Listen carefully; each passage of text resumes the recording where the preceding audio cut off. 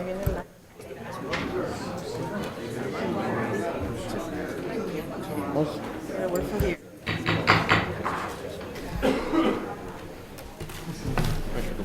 morning.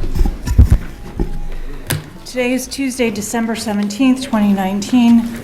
This is a regular meeting of the Los Angeles Board of Police Commissioners. Madam Secretary, please call the roll. Good morning. Let the record reflect that Commissioners Decker, Soboroff, Bonner, Figueroa Villar are present, and we have a quorum. Thank you very much. I am going to begin today with a reflection a bit. The city of Los Angeles lost a true giant yesterday. First Assistant Chief Earl Paysinger. In many ways, he epitomized so much about this city of Los Angeles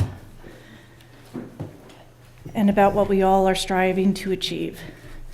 He embodied community policing, about learning about a community, listening to its residents, caring about all of his people.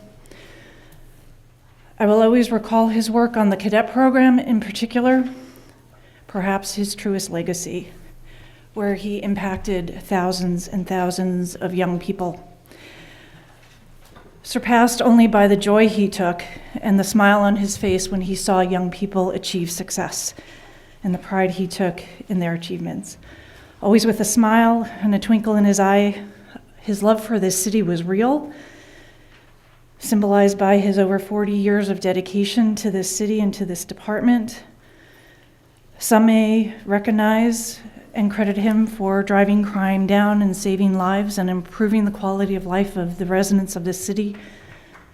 But I would say it was the joy he took in young people that will be his lasting legacy.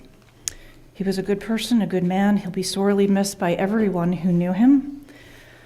And on behalf of the Board of Police Commissioners, I'd like to express our condolences to his family, who I know are suffering a great loss on this day, and to the men and women in the department who knew him well. I know several members of this police commission also knew him well, and if any of you would like to make a statement, I'd turn the floor to you, if you wish. Okay.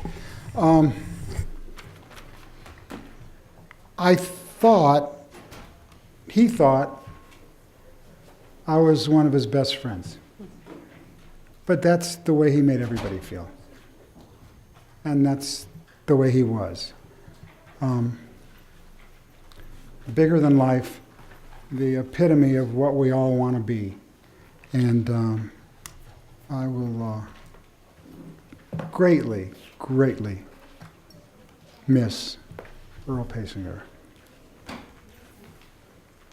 Thank you, sir. Chief Moore, would you? Good morning, Commissioners. And this was truly an unexpected and I'll say catastrophic occurrence yesterday.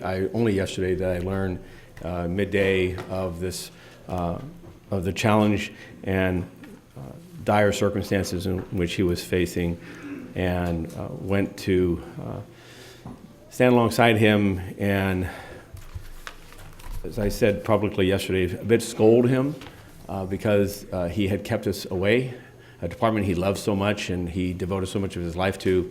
But for those of us who knew him for decades, this was Earl. He was a proud man, a man who believed in this department, who believed in the communities of Los Angeles, and believed that cops count, they matter, and that communities make the difference when they trust their police. And he saw in the face of youth the future of Los Angeles, and he was so willing, and over many pundits, took Charlie Beck's challenge, then Chief Beck's challenge to grow and expand the cadet program, to have it represent an opportunity for Los Angeles to continue to build and become that bright city on a hill. And Earl dug into that wholeheartedly. And his leadership really transformed that cadet program into what it is today. But I will say I met him as a young recruit officer when he was in the physical training unit of Training Division. And from that, 39 years later, enjoyed decades of working alongside him where he was my boss, he was my partner, but in all instances, he was my friend. He leaves a legacy, as Commissioner President Decker indicates, a legacy of service in believing in our youth. He leaves a reputation amongst the men and women of this department of what excellence looks like, of what these core values require in the sense of our day-to-day work and our vigilance to the mission of this department and its purpose. And I will miss him dearly, and we will, of course, honor him in our work each day, and we will have further announcements relative to his services in the days ahead. But I would ask all of Los Angeles to recognize that it lost one of its best. Thank you, Chief. I appreciate your comments, and Commissioner Soboroff. I think now we should turn to the agenda. Ladies and gentlemen, we have a full agenda today, and I noticed that the final 3 items are more substantive, and members of the public have, I think, particularly arrived for those. Let me just ask Mr. T. Fank a question. Yes, ma'am.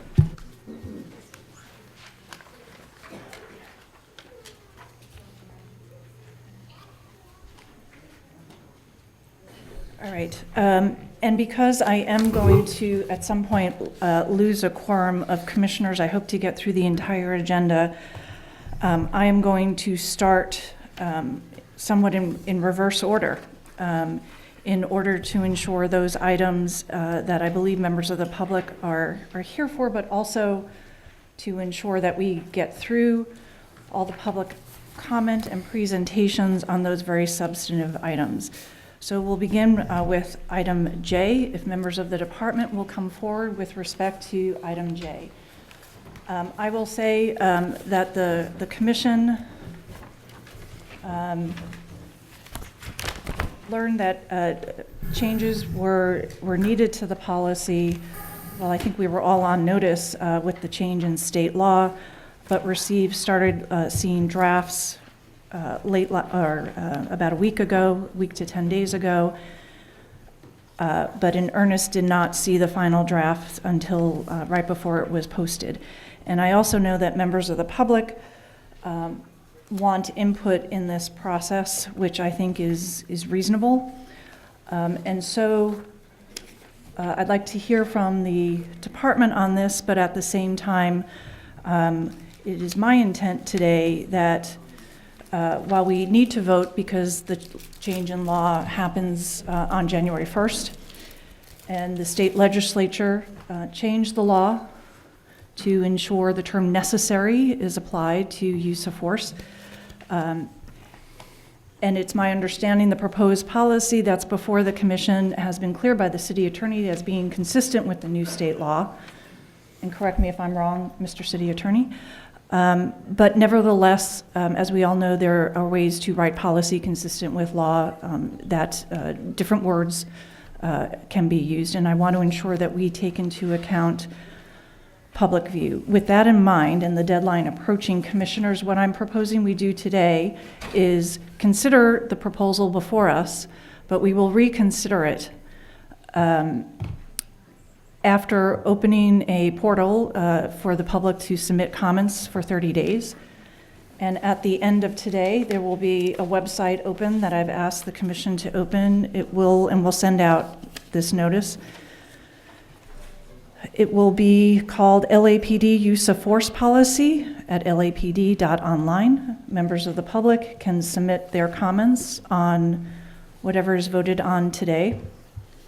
We will keep that open for 30 days, take approximately 2 weeks to review all the comments, consider them, make any additional changes to the proposed or to the policy, and then open it up for another hearing before the commission. I would anticipate that would be, probably given this timeline, early February.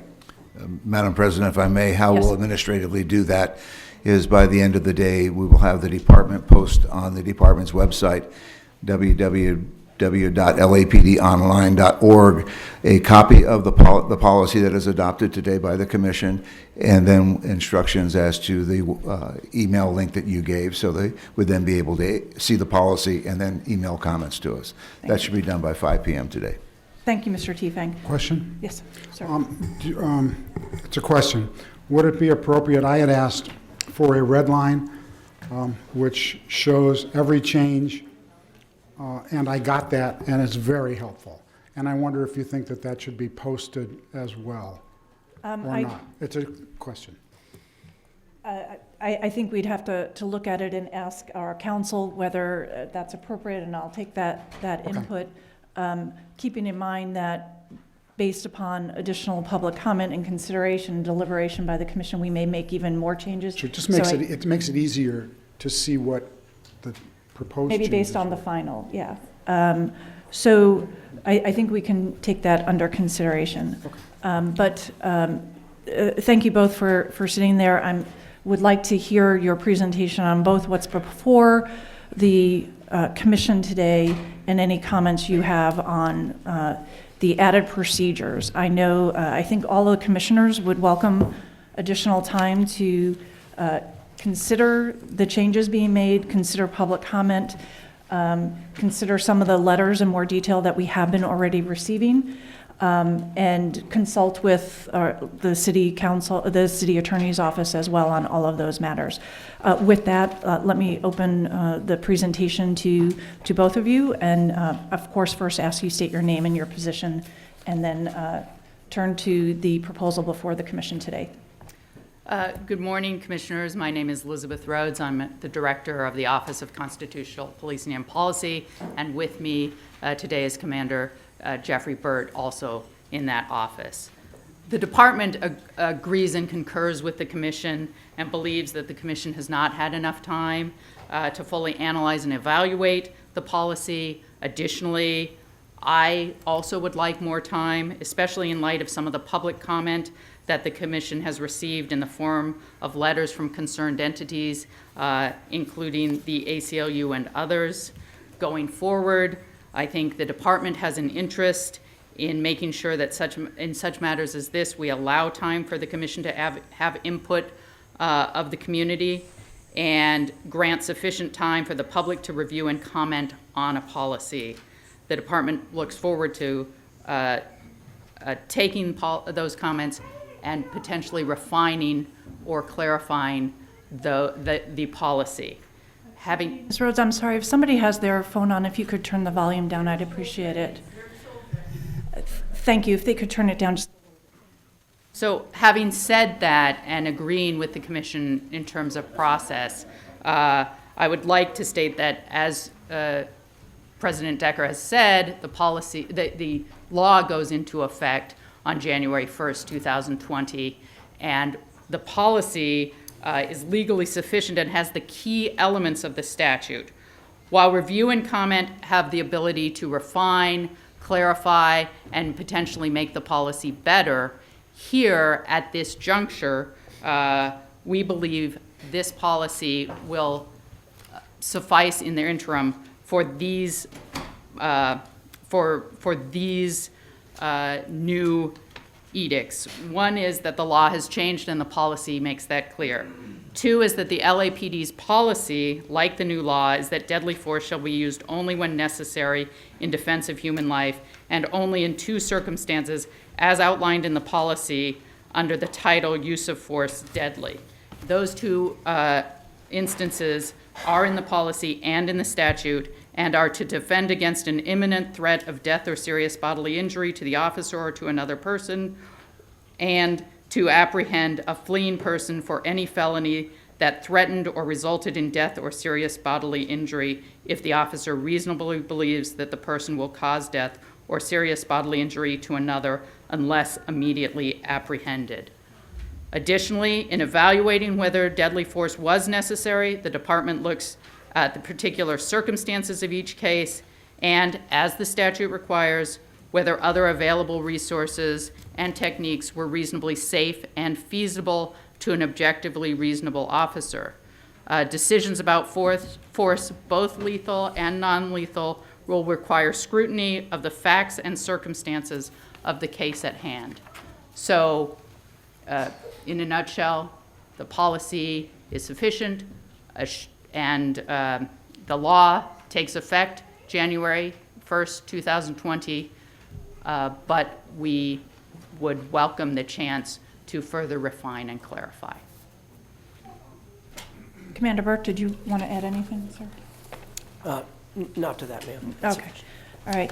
Thank you. Why don't we open this up to commissioners, both on the substance of the proposal before us, as well as to the proposed procedure to ensure that both the commission has more time to evaluate this and that we get more time to accept public feedback on various wording changes that would like to be proposed or issues they believe have been missed. Questions from commission? Question? Yes, ma'am. When we started working on the use of force policy, there was a subcommittee of 2 commissioners. Are there 2 commissioners working with the staff on this? Yes, myself and Mr. Bonner have been working on it. We received the drafts last week, provided some initial comments along with a copy of the statute, but I think we concur that we would like more time to go into detail and evaluate it, and have time with Ms. Rhodes and the City Council to dive into the details in, frankly, in just in greater detail, and be sure that we are comfortable with all of the changes, and that it, I know the city attorney has reviewed it to determine that it is consistent with AB 392. However, we want to be sure we take comment, and that opportunity just hasn't been available to us yet. Thank you. Mr. Soboroff? Yeah, I've read it. I know that we're required to make changes. I know that the committee has met. I've seen the red line draft, and I think the process you outline is exactly right. So, By the way, I should add, and I apologize, that the Inspector General was also present and provided input. I apologize for leaving that out. Mr. Bonner? Thank you very much. I am looking forward to hearing some further discussion, not only from the department, but also some of the public and other stakeholders who will be offering their thoughts. And so I'm going to reserve much of my ultimate thinking for that. I did have a couple of questions, one starting with the statute itself. And the question is, does the law, does it require us to enact a policy? In other words, the law is the law that sets a standard. So are we required to set a policy, or does the law speak for itself in the absence of a policy, or even in the face of a policy? The law will become law on January 1st, regardless of whether we have a policy. We, the department, however, would like to have a policy so it can communicate to the officers and to the people who will be subject to the policy and enforcing the policy. And in that regard, we have first the policy and other training set up. So the direct answer to your question is the law doesn't require a policy, but in order to have to have the law really enacted and to disseminate that to the officers, we believe a policy is necessary.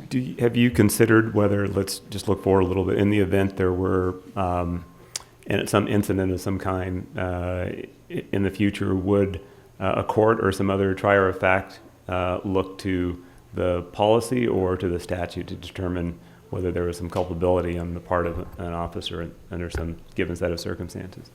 I think given that the statute talks about the totality of the circumstances, a court would, and again, this is somewhat conjecture because we will have to wait and see what happens and take what a court uses.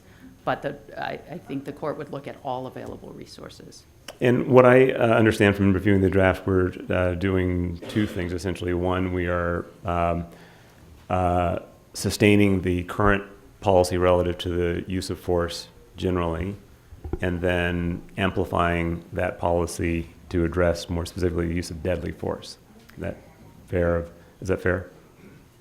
We are amplifying the use of deadly force in accordance with the statute, so making our policy consistent with the statute. And so let me ask whether the either of you have a thought, or maybe the chief may comment also. And one of the concerns that I have is, and this was in some of the deliberations we've had and so on, there's still some fair room for even those of us who are paper pushers, essentially, to search for understanding as to what the policy really means. What does necessity mean? What are some of those things? Are you confident, Chief, that I'm equally concerned, particularly since there's lives and careers on the line, if you will.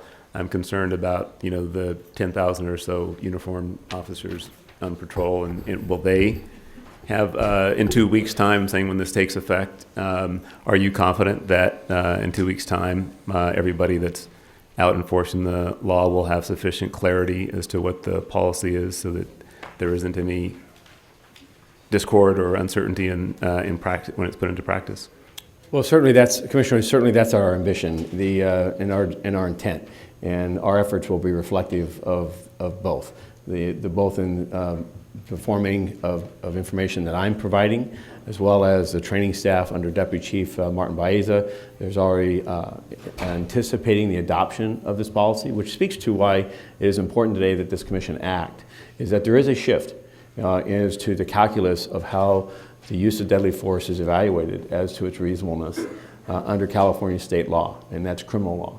And such that while the department's policy, one could interpret its existing policy as being able to conform to that, I think and I believe that it's appropriate that this commission stress, as well as myself and the entire organization, that the word necessity in the calculus of using deadly force only when necessary is a explicit requirement now. And so this policy as provided to you, while I have reviewed the letter that was submitted by the ACLU, BLMLA, Stop Coalition, and Youth Justice Coalition just last night, we believe that there is room, and certainly we should listen to and be responsive to community input, because this is, as a department, as we look to ensure that our policy shifted the necessary weight and balance so that our officers could understand circumstances in which deadly force may be authorized or justified, in circumstances in which it would not.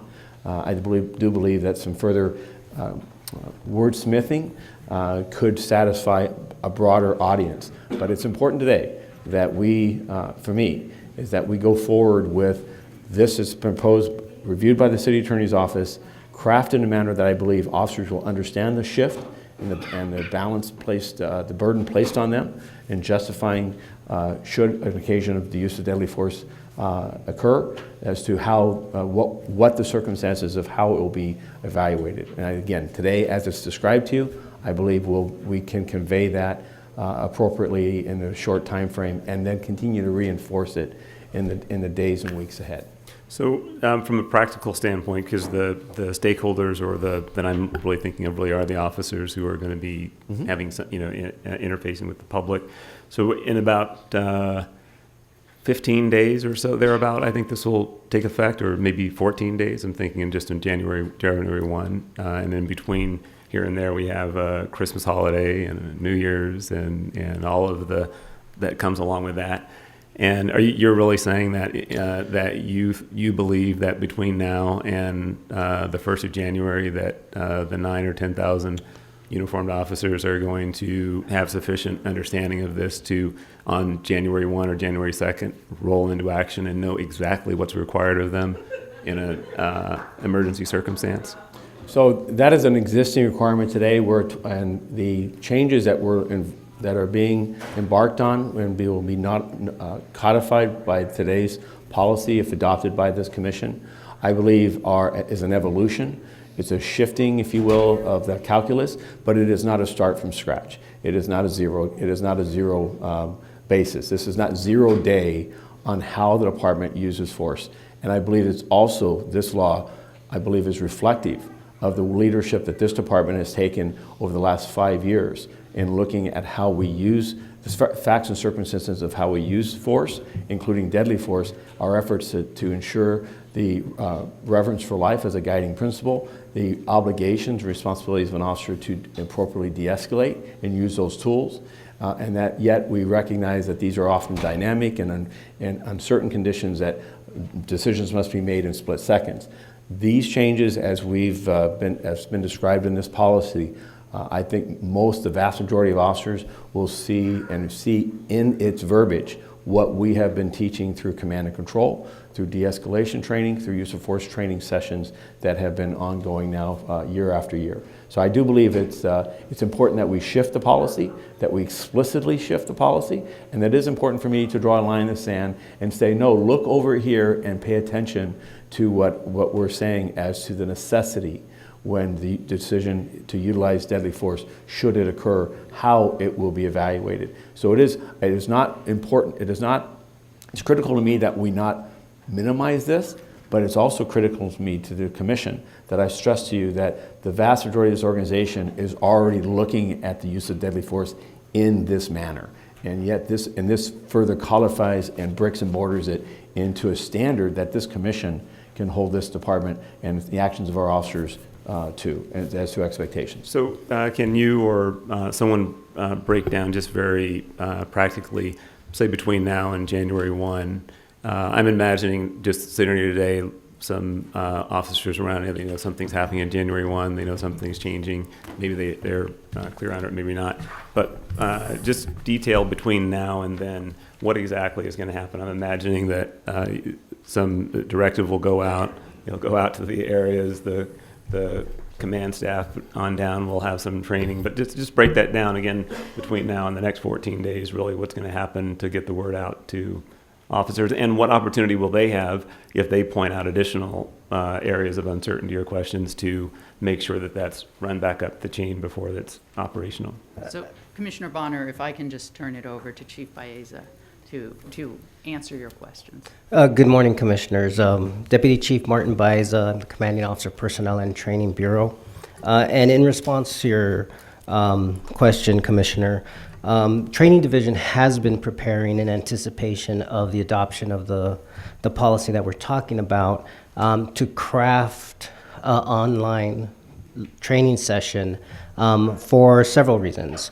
One is it's going to be predicated by a chief's message to be filmed, I think, with it shortly here, in order to address and to clarify in a concise manner the department's expectations and the department's compliance with AB 392. In addition to that, and concurrently, we're actually crafting, our field services training unit is currently crafting an e-learning that's going to go out to the officers in order to do a couple of things. One, support what the department's compliance and the new policy states. And two, is to be able to track the compliance rates in regards to that the officers have an understanding of what the policy and what the new policy says. Our objective in this online training is, one, is to support the chief's message with the source documentation, the use of force policy special order, and then to end that LMS, that learning management system online training, with a quiz that will test the officer's knowledge of what we're asking them to do. In addition to that, my office or my bureau is preparing a notice in regards to the expectation and the due dates. We are going to send that out to the commanding officer so that they're very much aware of what's going on and how we're going to be mass addressing this, in volume, because we're such a large organization. In addition to that, we're also preparing, in conjunction with the chief's message, a roll call training video that's going to go out within the next 15 days, and we're trying to launch the e-learning by January 1st, and it's a very ambitious schedule. However, in anticipation of the adoption, we've been working on putting together the framework in order just to plug in the details of that. In addition to that, we're reaching out to the training coordinators throughout the city to ensure that they have, one, the information on the online learning system, the notices, the expectations, the due dates, so that that can be pushed out. In addition to that, we've also have incorporated into our command officer leads training on January 16th, an overview of what we're going to be doing, what we have done, and some of the adjustments that we're going to probably have to make and compliance rates in the training for our officers to ensure that we're reaching every officer and we're touching every officer, that they have a full understanding. As the chief mentioned, this is not a complete start from scratch, but it is a shift in the policy, and in anticipation of the adoption of the policy, we've been preparing this. Coupled with also our work with preparing for SB 982, I believe it is, we've been actually updating our curriculum in order to be in compliance to post that curriculum online. So the areas in which use of force is touched, we're taking that opportunity to also make sure that our curriculums have been updated. In the last 90 days, we've been actually making sure, like I said, in preparation and anticipation of this change in law, that we are current in what we're going to be teaching as we move forward when January 1st hits, and so we're prepared.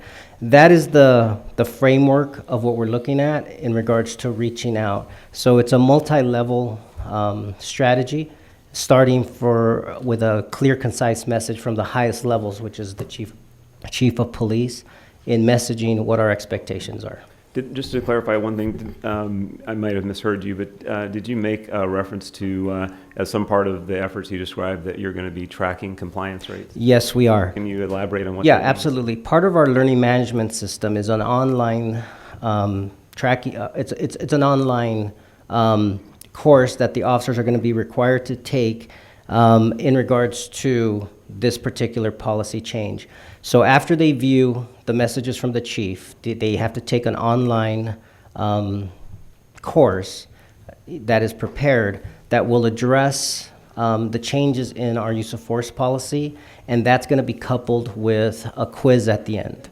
But when you're so referring to compliance, because the concern that I had was that if you're talking about the use of deadly force, that's not something That, where no, you're gonna that audit no. and From say, the "Did you training, comply with correct. right." From the training perspective, what I'm referring to is compliance. Is as we set due dates, and we will be tracking the compliance as to how many officers have gone through the training. We're setting benchmarks at 30, 60, 90 days in order to ensure that all our officers within the department have taken the training. The compliance that I'm referring to is the implementation of the training and also the cooperation and the delivery methods that have been taken by the officers to see how many officers have actually taken the training. And what, if I'm hearing you correctly, that to some degree there's been some preparation underway heretofore and some efforts underway. Can you give us just a sense of what kind of feedback you've been getting from the officers? And in addition to that, or like has PPL also the league, have they commented and said that they agree that the officers will understand what this means? I could only speak. I have not had any information regarding the PPL, but in regards to our preparations for 932. The candid comments that we've received that the officers don't think that it's a major shift, that we're already within the compliance of the law, and this is something that we already do. We're making sure that the verbiage change and the changes, it's really their opinion that it's not we're starting from scratch in anywhere. The officers are feeling that, we're already within compliance with the law. And what we need to do is we're just clarifying and making it more concise to align ourselves with the new law that's going to be effective January 1st. And that's because, maybe the chief wants to comment on it, but that's because when you have a statewide law that's enacted and it's applying to all departments, many of whom may or may not have some existing policy that on this issue, or it may be some different policy. I understand you to be saying that the department's policy, even before the enactment of the law, was already close to where the law is trying to bring everyone. Correct. You're saying? And that, when you ask me in regards to the reaction that we've been getting, that has been the feedback that we have been receiving from not only the subject matter experts at Training Division, but also as we talk to the officers in order to align and prepare for the launch of the new policy. That has been our feedback, correct? Thank you. Okay, thank you. I'll reserve some further questions for later in the conversation, please. Thank you. Thank you. I do have a few questions. First, I just want to confirm with the city attorney that the proposal before us has been evaluated by your office, and you concur that it is consistent with AB 392. That is correct. Thank you, sir. Chief, I think, I'm not sure if these questions are for you. I think that they may be because they're broader picture questions, but I don't want to make that presumption. If you want to defer to one of your team members, please do so. I want to be sure that should we make additional changes in January on the policy, a lot has been talked about training and in anticipation, but the policy that's before us could change. Well, first, it might not change at all. It could change by a few slight words, or it could change substantially depending on the work of the commission. Given all the work that we've heard Chief Baeza is engaging in and the training, I want to ensure that we're not going to create confusion and that the department is appropriately taking into effect that there could be changes in the policy. I take it you're training to the law of yes. necessary. However, I cannot, I mean, in fairness to the rigors of your question, is this board is yet to make a decision on this matter. I'm anticipating that it will support as a means of allowing us and asking for your support as a means of allowing us to do the exact training so that we can ensure our best effort to ensure that we're in conformance with the law, to protect our officers as well as to build trust. Changes that this commission might make in respect to modifications that would be proposed by members of the public and others, we will adopt. We will adopt with the same vigor that we're doing this current iteration.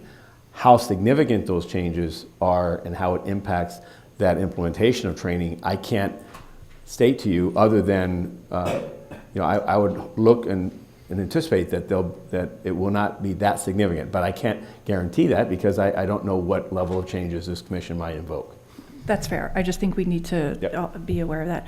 And I'd like to, there's I think some phraseology that's been used can be easily misinterpreted, so I just want to be sure we're clear. The law that was passed by the state has made changes in that use of force must be necessary. Deadly use of force must be necessary. And some of the statements being made, the legal standard previously, Ms. Rhodes, correct me if I'm wrong, was reasonable, correct? Correct. The state legislature made a very conscious decision to change it to necessary. And so sometimes I'm hearing phraseology about nothing really has changed, and I just want to be sure that we all are clear that the state legislature made a very conscious decision here to make those changes.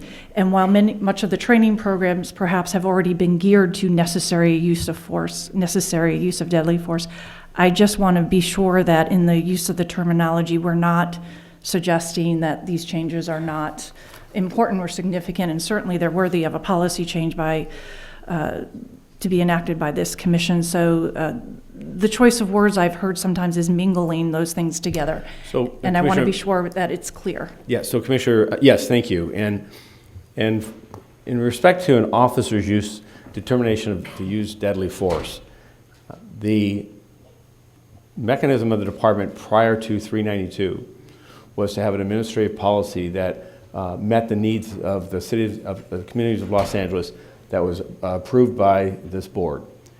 392 in its adoption impacted the description of that policy now beyond just being an administrative policy, but now being a matter of state law. So that is a significant shift.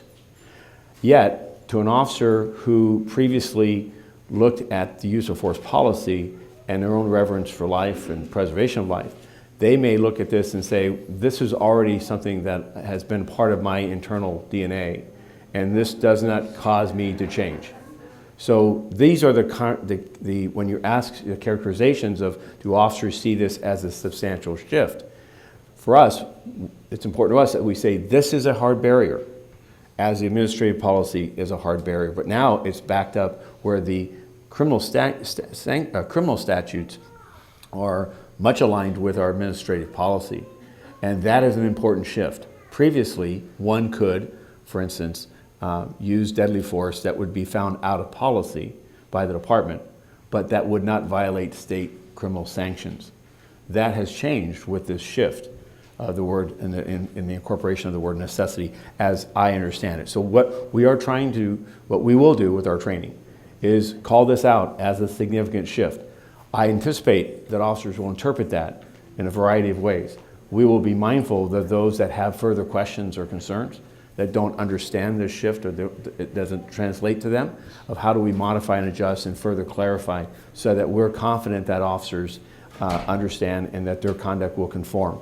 The quiz, for instance, at the end of this presentation is important that we be able to, for them to be able to respond back in an affirmative of an understanding of what the new requirements are. Thank you. Are there public comment cards on this item? How many? Yes, we have 15. 15. Can you please call the first three? Gina Viola, Peter Bibring, and Akili.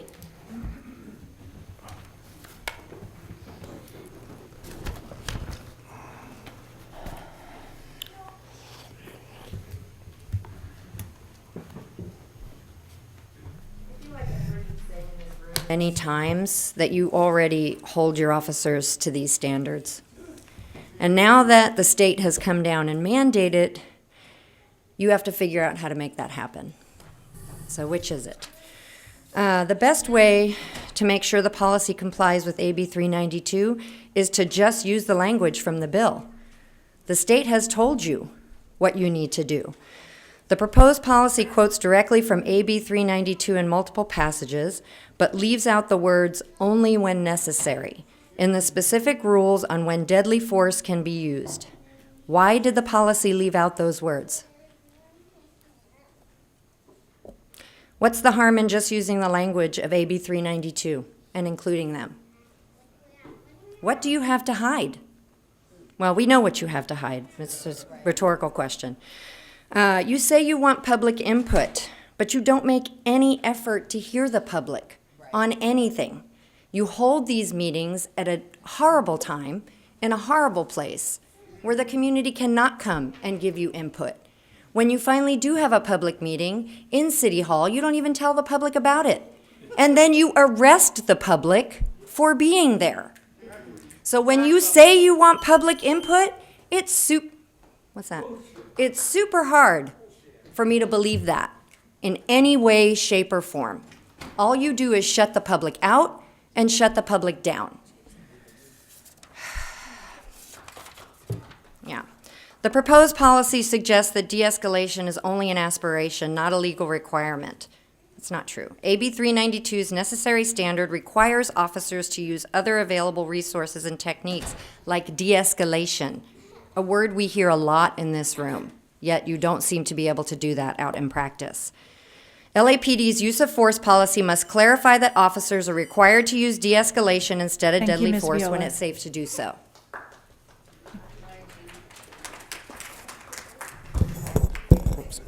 Thank you, Commissioners. Peter Biebring on behalf of the ACLU of California. And I first want to recognize the importance of the public process. Obviously, this law was enacted because of a public process, because of public participation of hundreds of community members, family members who went to Sacramento time and time again to get this change enacted, and they deserve a chance to provide input on this important policy. So thank you for providing that, and I do encourage you to listen to the suggestions of other means for public input, including meetings at different times and in different places.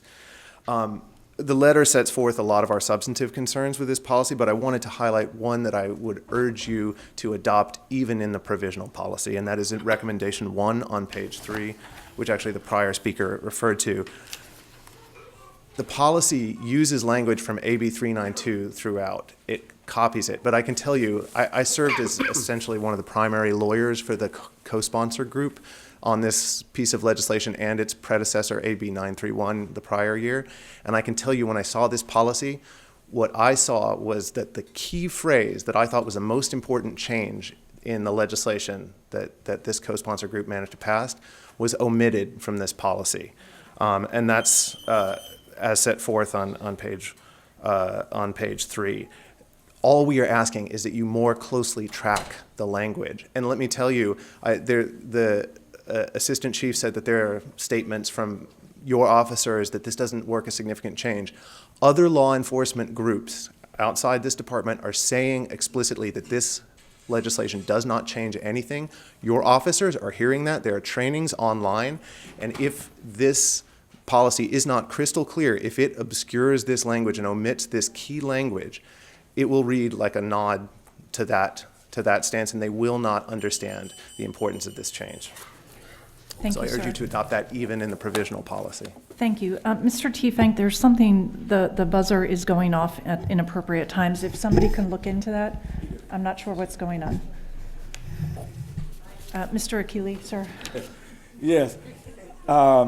First, let me just say, you've known about this since it passed, so it ain't like this is new to you. And to come here 48 hours before you're going to discuss it and have some revisions about it is almost like a joke. It's almost as if this is not serious. This is not real. We're going to do this we're going to announce this on Friday, and we're going to make these changes on Tuesday. So that is, in and of itself, is the height of insensitivity and disrespect. So the first thing you need to do is stop and back up on this. The second thing is the language is clear. The language, if the language wasn't clear, how did it get passed in the first place? And so if the language is clear, why do you need to adjust it? If the language is in the law like this, what can you add? And I say nothing, because your history here clearly doesn't support that. You got a broad use of policy and a narrow use of de-escalation. So your best bet, I think, is first of all, just simply to stop this. Adopt the law as it is. Because if you mess around with it, then the assumption is that it can be tinkered with, that you can maybe slide something in here or take something out there. Pass it just as it is. Thank you, sir. The next 3 speakers, please. Madam Secretary. We have Paula Minor, Mr. Herman, and Jennifer Rojas.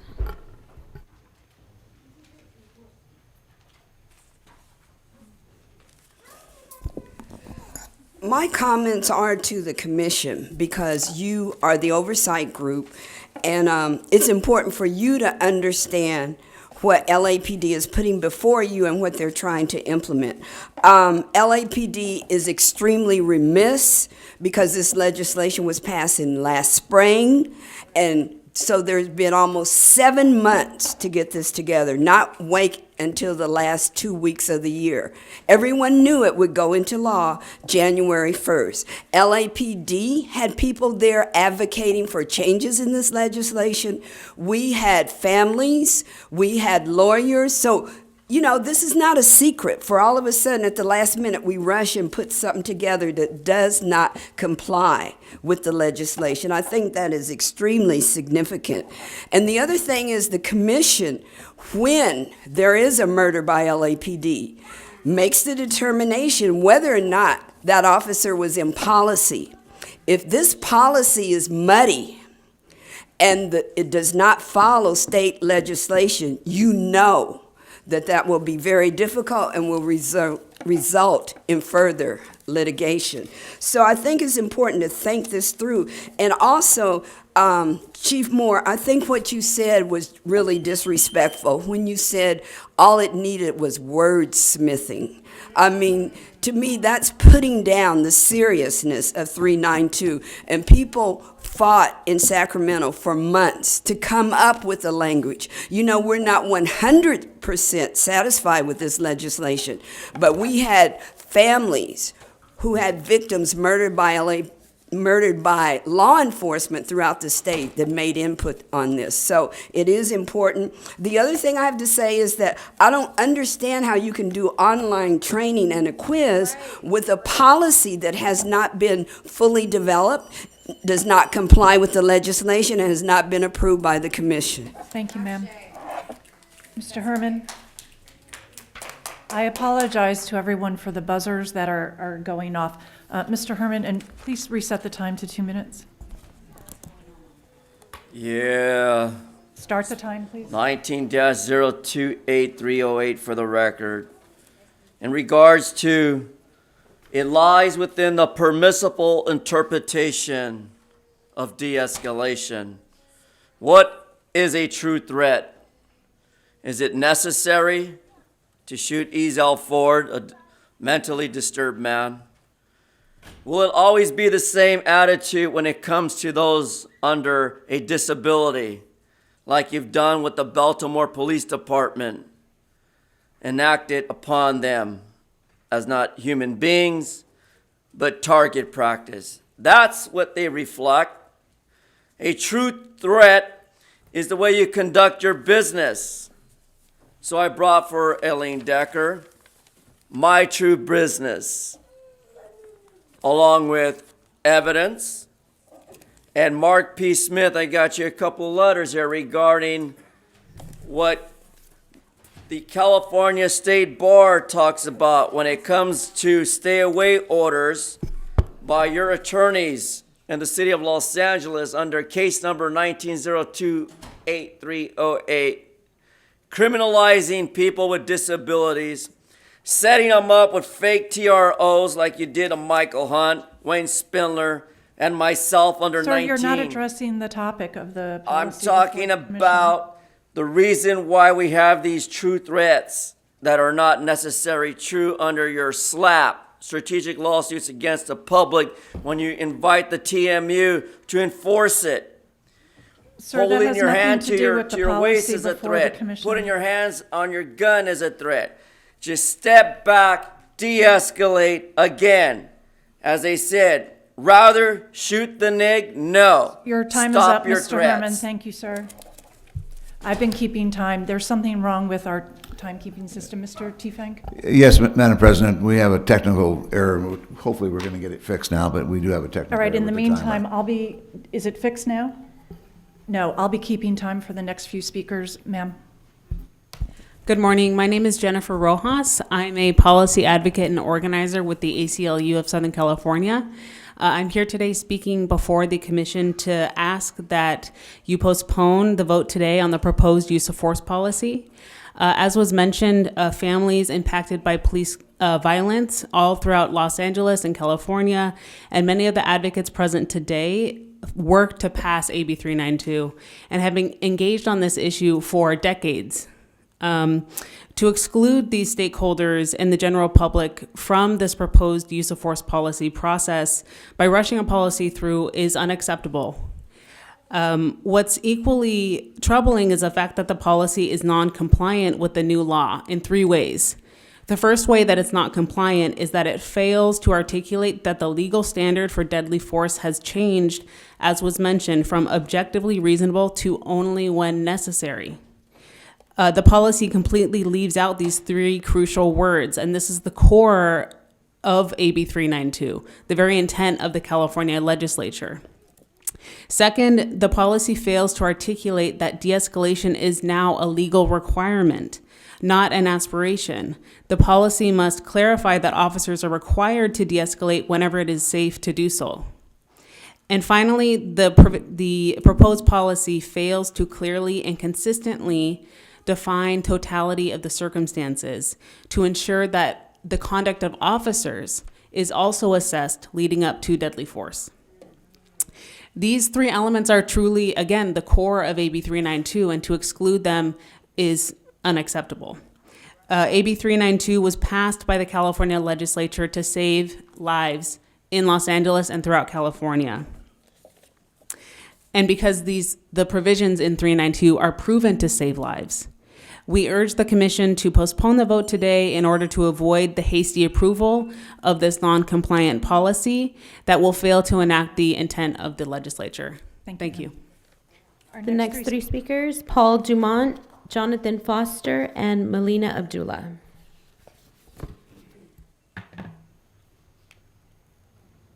Good morning. My name is Paul Dumont. I'm an ACLU member. I've never addressed the police commission before, but I was prompted to come today. As a member of ACLU, I believe that the greatest liberty and duty that we have as members is to protect citizens from the use of force, or especially deadly force, against the citizens of Los Angeles. I'm very concerned. For many years, we traveled to Sacramento to advocate for AB 392 and the predecessor, AB 931, I believe it was. Over the years, I took my family on my own time and my own dime and met with numerous senators, assembly members, advocating for this policy. And it does boil down to one simple word change. Is it reasonable for the police to kill somebody, or is it necessary? And most of the members that we met with, and most of the people that I had the conversations with, said, well, of course cops only kill people when it's necessary. But that wasn't the law. Since the 1800s, I think, there's been a standard that said they could kill people when it was reasonable. I'm a little flabbergasted. I'm encouraged by the training division officer's presentation that that's a lot of work going into for more than a century's culture change. The shift in that one word. I can tell you that meeting with the members when we were advocating for this law, it was a line in the sand between the officers' union and the advocates that were supporting it, and the families that were impacted by police violence. That one word was the line in the sand where they said, we're not going to let this go forward unless you change it, eliminate that necessary standard. And at the end of the day, there were some negotiations, and the necessary standard stayed. I think that our time today would have been better spent. There's a lot of brilliant minds in this room, and I think we could have simply just put up, somebody mentioned a red line copy, we could have put it up. There's a letter here that clearly delineates some changes that could be done. Thank you, sir. And I would ask that we sit down and hammer that out. Thank you. Thank you. I appreciate your time. Mr. Foster? Hi, Jonathan Foster. In Oakland, they shot that guy 20 times. 1, 2, 3, 4, 5, 6, 7, 8, 9, 10, 11, 12, 13, 14, 15, 16, 17, 18, 19, 20. Come on. Damn, how stupid do you got to be? They were telling the police there was a mentally challenged person up there, and the family was like, don't shoot, he's mentally challenged. And they went boom, boom, boom. Damn, Eric Rivera. That boom, boom, boom. Oh, the car ran over him. Oh, doggone, my shoulder hurts. I mean, come on, dude. There's some wonderful people in here getting hurt by policy. The police department, who is what I'd like to help out. The Pentagon's missing trillions. So you don't have head-to-toe body armor. So you got to go boom, boom, boom, boom to people. This took too long. Okay, it still rests on a reasonable officer. I talked about all officers need 5 years of training before they're an officer. Officers who engage the public should be the oldest, most experienced, not the new 1-year rookie, 3-year rookie. The video is a beginning. The entire department needs physical, hands-on retraining. It's just like drumming. If you don't get the right, proper, personal, direct instruction, you can't drum. Okay, sounds like all the chiefs aren't on the same page, are they? So it rests on a reasonable officer still. Okay, there was a speaker at the West LA outing that we did, and he held up the very lightweight bulletproof shield. Okay, there was an officer, your officer, got shot by a gang member, the other officer didn't go boom, boom, boom, boom, boom, boom, boom, boom, boom, boom, because we already know this is coming. So I'm glad they're going to change. Took too long. Thank you, sir. Dr. Abdullah.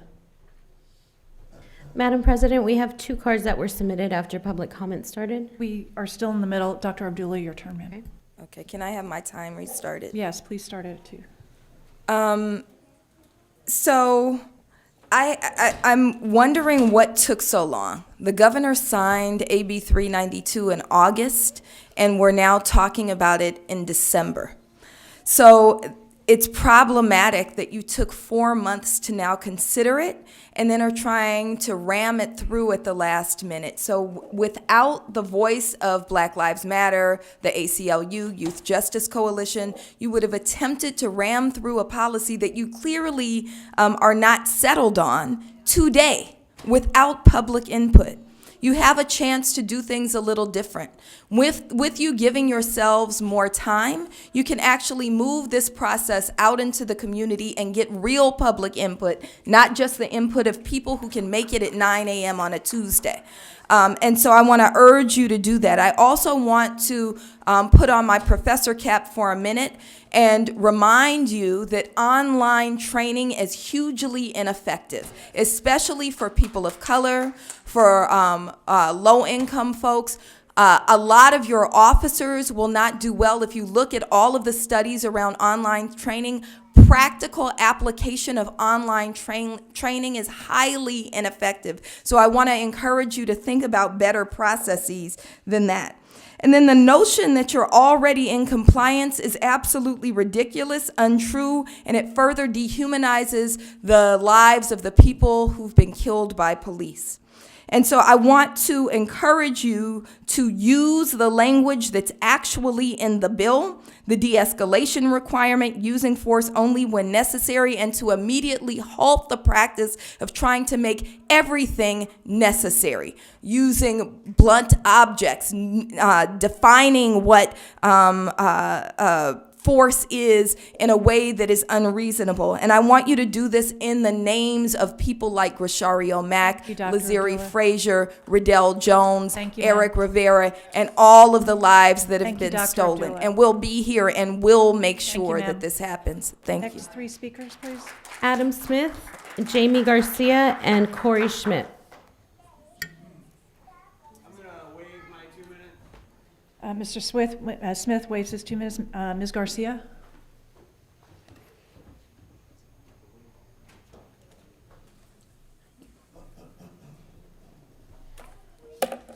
So I want to start off by highlighting what Moore said about wordsmithing. And it's familiar because this is what we have with data-driven policing. You didn't want to call us tumors. You didn't want to refer to it as dosage. So you say, let's just change the terminology because somehow that's going to affect us and it's going to make things different and it's going to make what police do as far as violent intervention into the community with murder, with batons, with tasers, how it's going to somehow make it different. It's somehow going to make it so it doesn't happen. But you exist, so it's going to happen. That's not going to change at all. So I find it almost asinine because what we're actually doing is this bureaucratic shift of more money to law enforcement, more money for you to set up an online, training, more money for you to just put into your pockets of, yes, now I'm not 1.8 billion, so now I'm going to get even more money. So yes, so let's kind of wordsmith this around because that's my only interest is to maintain the corporation that I'm in charge of. You are the corporate heads, you're pretty much okay with this. But let's talk about this, Bonner, because you're the kind of only one that really tries to get into and understanding this larger picture. So now we're changing, right, use of force to necessary. We're wordsmithing this around. But what's happening simultaneously is data-driven policing, which is kind of micromanaging, kind of bringing down into hotspots, into particular people who you're trying to make the community okay with murdering. Right? So you're switching up this whole use of force thing, saying Okay, so when it's necessary. But I'm going to train the community to be okay with necessarily murdering and displacing and moving certain people. Because how is this going to show up in court? How is it going to show up in court that this person was in a hot spot? This person was a habitual offender? Will the court start to say, well, it was necessary because this person, according to data-driven policing, necessarily was a harm to the community because he was on a list that was fabricated where people were just put on it. And so, yes, let's murder him because it was you, Ms. necessary. Garcia. Think about it, Bonner. How are these Garcia. coming together? Thank you, ma'am. Ms. Garcia, thank you. Ms. Garcia. Ms. Garcia, thank you. Mr. Schmidt.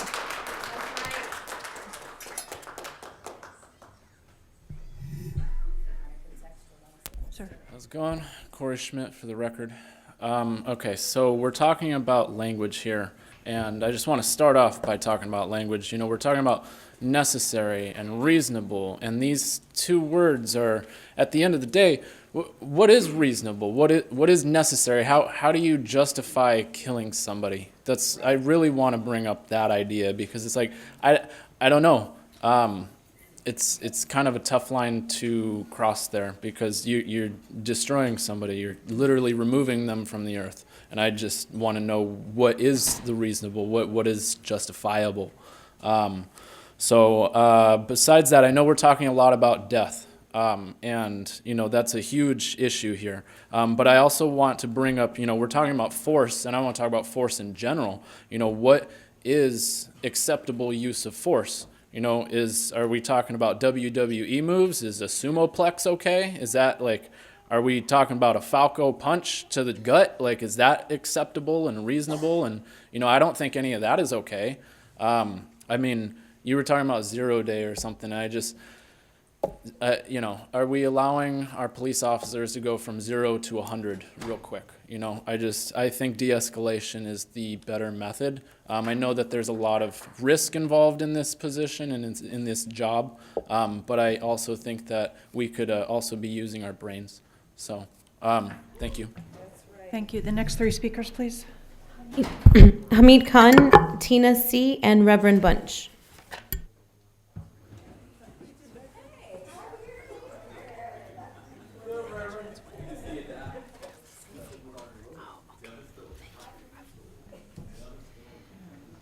I want to just preface my comments by really taking a second to think about the trauma and the pain that the families and the parents must have gone through to relive the memory of the murders of their family members. Right. And being a parent myself, you know, just sitting there thinking about it. But in full disclosure, the Stop LAPD Spying Coalition did not support this. We were not against it. We were just because we don't believe that fundamentally an agency that is created with the intent to cause harm will ever change.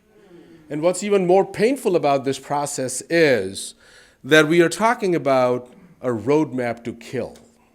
That's exactly what we are talking about. That this is a checklist to murder people. And we have to really think about it.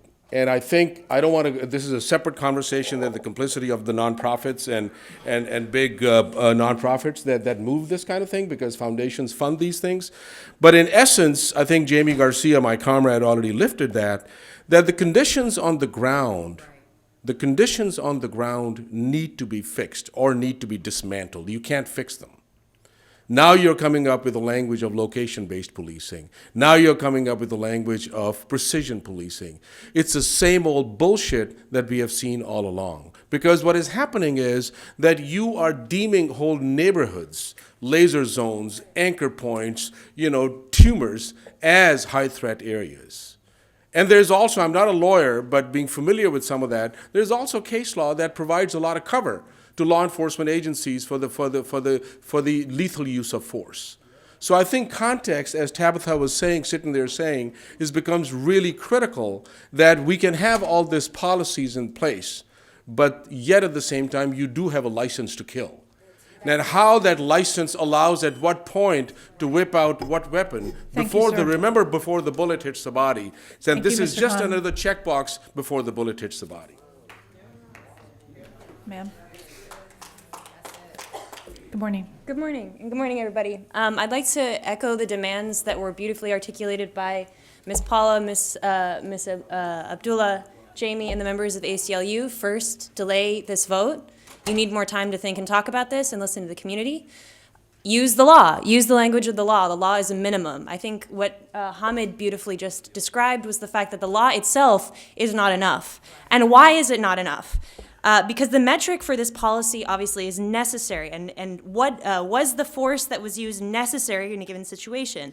And this does nothing to prevent violence. All it does is create the rubric for justifying murder. This is a mandate for murder still. So community members are trying to articulate that this law itself is still not enough. To garner, police officers get to make the law on the spot, even with this legislation. Cops get to decide what the necessary use of force is, and effectively legislating on AB 392 on the spot.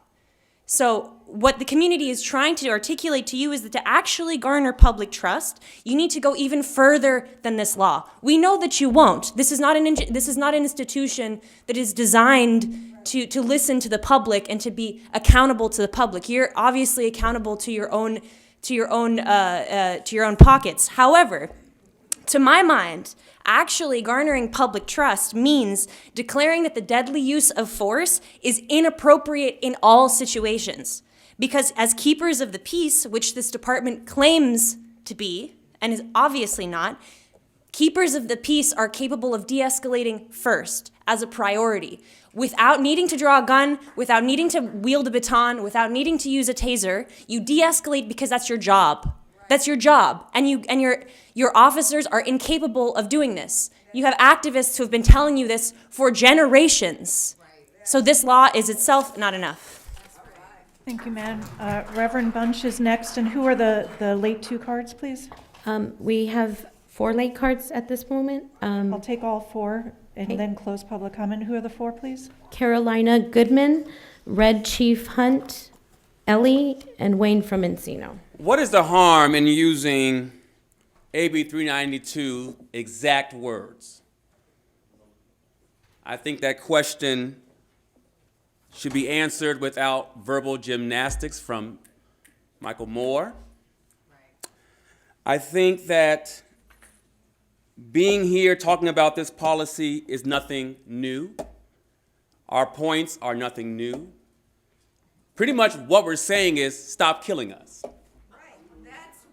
Pretty much. I don't think that's too much to ask. This illustrates and shows the systemic ways in which the police departments, not only in Los Angeles, but across this country, create these policies to allow these officers at will to kill and shoot anyone that they want to with immunity.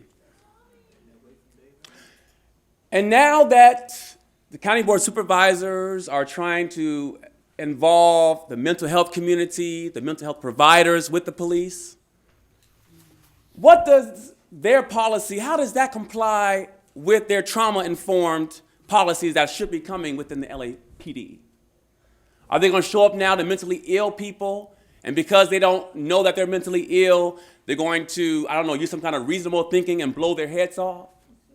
Like they did Ezell Ford?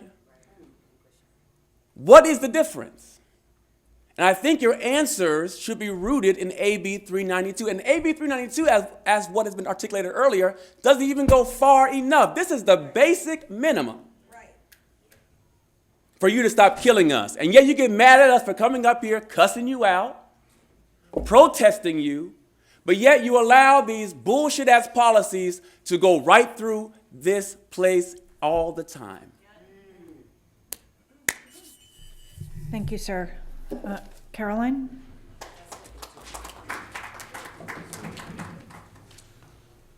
Good morning. Carolina Goodman from the League of Women Voters of Los Angeles. I'm asking you to postpone the decision to approve the policy change for use of force. The League of Women Voters of California initially supported AB 392. When the amendments happened, we changed our position to neutral. In April of 2018, the League of Women Voters held a public forum on democratic policing. Barry Friedman, one of your advisors from NYU Policing Project, was our keynote speaker. One of your former colleagues, Matt Johnson, was there. The discussion was about public input for policy changes or creating policies for the police. I ask you to please include communities when you are creating policies. That's the way you build trust. I also would like to point out the language of 392 are the words that need to be used, including, I haven't heard, I came in late, so I didn't hear people talk about behavior leading up to the actual shooting or the killing. That needs to be included as well. Thank you for postponing this decision.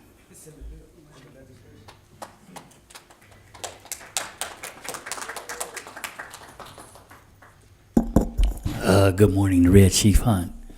I think we've seen this de-escalation and all this killing and all this beating a long time ago. I think Rodney King showed us what use of force was, and this was just an aberration. The federal consent decree came in and straightened it out, and we're back at the same point again 5 or 10 years later. What's going on with the Los Angeles Police Commission and the police department? Guidelines have already been set up with the federal consent decree that we're supposed to be following and things like that. De-escalation, just because you have a right to shoot somebody or you got a badge to shoot somebody, doesn't mean you do. Even Chief McDonald knows that. It's just weird that you guys would have a lot of compliance with this when the federal consent decree has already set guidelines, and that most of the ordinances that you guys write or most of the policies you guys write is unconstitutional.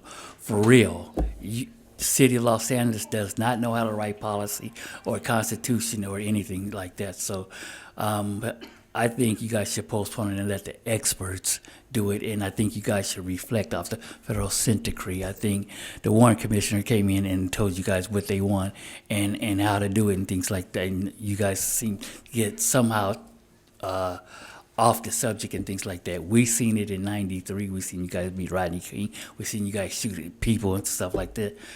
Policy, all you guys go and do is reframe it. Stop reframing shit and go back to the general policy of the federal consent decree, and let's get shit done. The Red Chief Hunt. Thank you, sir. Hi, good morning. My name is Ellie. I'm with the STOP Coalition and the Youth Justice Coalition. And I'm here today as not only as an impacted family member, but also as co-sponsors of AB 392. Asking the commission to postpone the approval of the proposed use of force policy. A lot of the folks in this room were also heavily involved in the AB 392 legislative campaign, and it's really infuriating and frustrating to know that a watered down use of force policy was proposed without the input of community and also impacted family members. It shows that the commission doesn't really care about our loved ones who are being killed. Do you all really care about our loved ones? If you would, you wouldn't try to pass down a watered down policy. AB 392 is the bare minimum, and you aren't even willing to comply with that. It's the bare minimum. So again, I'm just asking the commission to allow for community input and postpone their the proposed use of force policy today. Thank you. Mr. Spindler? Yes, well said. So we'll note today that when Mr. Soboroff has his crybaby moment, he can't Sir, break you need the to quorum. address the policy that's before the Yes. commission. If you're not able to do so, Yes, you need to sit down. Yes, Blondie Bear. Now, we get to this lovely escalation policy use of force. The first thing that you do, and everybody in the department understands these standing orders going back to Mr. Parker and the greatest police chief ever, John Gates. Sir, Yes. you need to address the policies, Mr. Well, he's Spindler. talking about You're not the on use of- topic, sir. You Right. need to address the policy that's what he's- before this all right. commission. Stay on the fucking topic. All right. So now, when you approach somebody mentally ill, the first thing you do is that you distract them. That's very important. Sir, again, you're not addressing the policy. If you're not able to do It's- so, I yes, will take but away your time and it's have you my- sit down. It's my what? Brown Act. My Brown Act, First Amendment expression of what I believe. Yes, that and you the still have to policy- speak about the policy. the fucking policy is fucked up. Is that on topic? I think so. Yes, the fucking policy is FUBAR. Fucked up beyond repair. That's a military term for the militarized police department. You in the LAPD.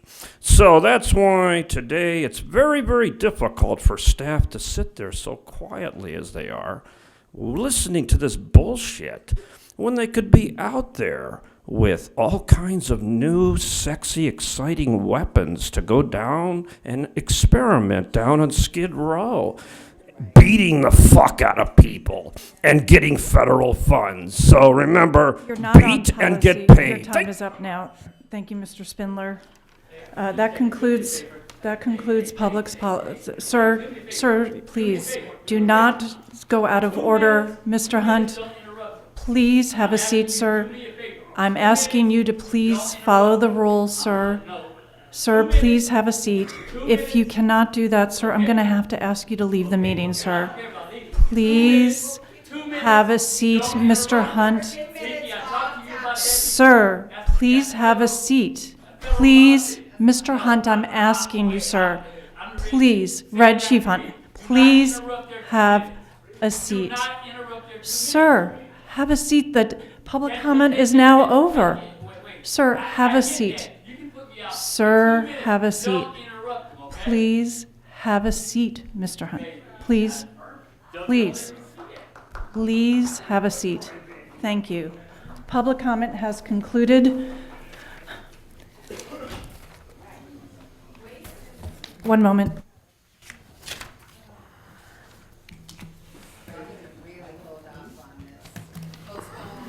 Okay. Thank you. The members of the public, please, the item before us today, the requested action is to approve the department's report. And given what is before us, that the city council, city attorney has advised us as our legal counsel that it comports with 392 and that it is a provisional policy that I and other members of the commission would like to further evaluate with further input from the public, I will move the matter forward for today. Is there a second for that? To approve the report, is there a second? Second. Second. All in favor? Wait, excuse me, I'd like to let's just make a couple of comments before we please, vote, if I could. First of all, I'd say that, I share all of the concerns, or at least many of the concerns about the timing of bringing this forward. And I don't understand, or I don't know, someone can address that if they care to here, but I don't really quite understand it. And I think it does at least imply, some level of priority that's been put to it. So I would, as we continue to hear some more about it, I would like to potentially hear or understand the process around that timing. I think it leaves us with facing two bad choices, really, because we're faced with a policy that we're not, or at least I'm not confident is what it needs to be as of yet. And yet we have a deadline that is looming, and the law is going to take effect one way or the other.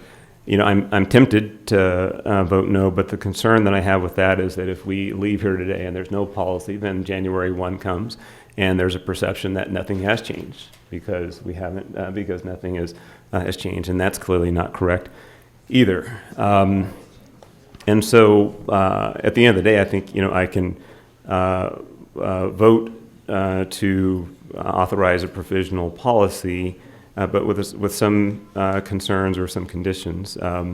One is that I do want to hear not only what the public and others have to say, but I want to hear very clearly something from officers themselves. So I won't be in a position to accept a broad representation from those of you here that simply that 10,000 officers are clear and good to go. So I'll let you figure out how you will bring forward some Well, Commissioner, information from. I look forward to meeting with Let you. me finish if I to could, please. understand. At the end of the day, I think I am convinced. Please, members of the public, please give Commissioner Bonner your attention. Thank you. At the end of the day, I mean, the reality that we have is that the law is the law. I mean, whether, notwithstanding what we do, I don't know that any of us knows exactly what that means, you know, in terms of the difference between what the law may say and what we may do here.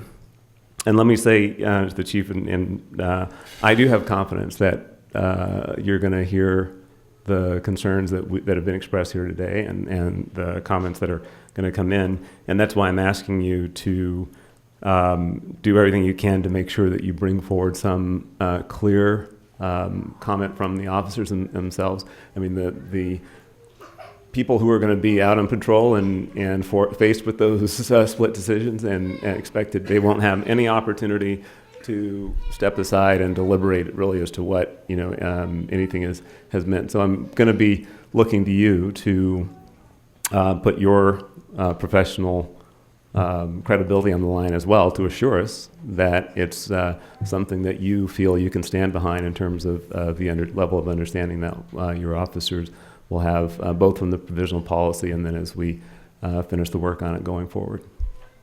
And I'm sorry, what you were, it sounded like you were going to comment. Yeah, my apologies, Commissioner, for interrupting you.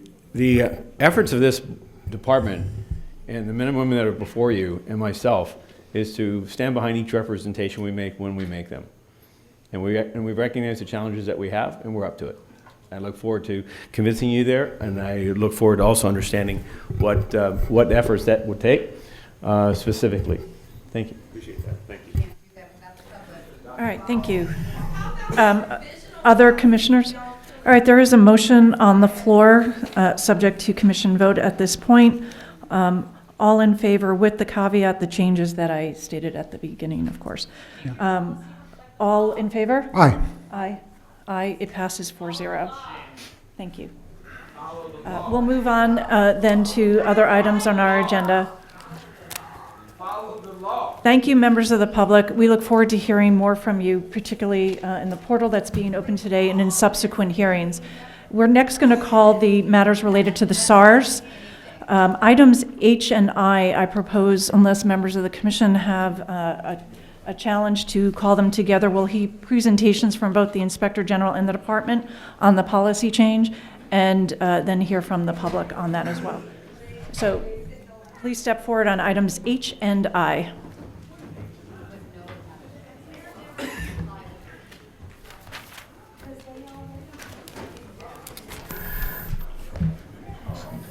I think, although I'm not sure, that it might be helpful to hear from the IG's office first and then the department about the update on the report and then the policy changes, if you don't mind. If the members of the IG's office could introduce themselves, or Inspector General, if you wanted to give a brief introductory remark. And I'd ask members of the public to please, it's very hard to hear, so I would appreciate it if you could keep the ladies and gentlemen, please, members of the public, please. If we could hear from the Inspector General's office now. Sir. Good morning, everyone. Mark Smith, Sir, Inspector General. Continual shout-outs will result in you having to be removed from the meeting, as will it with for everybody else. Thank you. Thank you. Good morning, everyone. Mark Smith, Inspector General. One of the responsibilities of the Office of Inspector General is to conduct annual reviews of the department's program for receiving and processing suspicious activity reports. Our office has completed a review of SARS that were submitted to the department in the calendar year 2018. With me today from OIG, our Assistant Inspector General Florence Yu. And please, Mr. Khan, please stop shouting out, sir. I understand this is a very important matter for you and your office, and I would appreciate it if you would not shout out, because I do not want to have you excluded from this meeting, please. Sir, you'll have the opportunity for public comment. Please continue, sir. Sure. With me Sir, today. you're now removed. The gentleman in the back, the Reverend Bunch, the individual who identifies himself as Mr. Bunch, needs to be excused from today's meeting. Thank you. Mr. Inspector General, if you could. Thank you, sir. You're excused from the meeting. Thank you. Thank you. Sure. Sir, you're excused from the meeting, sir. Okay, but you're still excused from the meeting, sir. Kindly leave. Sir, you've been excused from the meeting for disrupting the meeting repeatedly, so I'm asking you to leave. The officers are here to escort you out.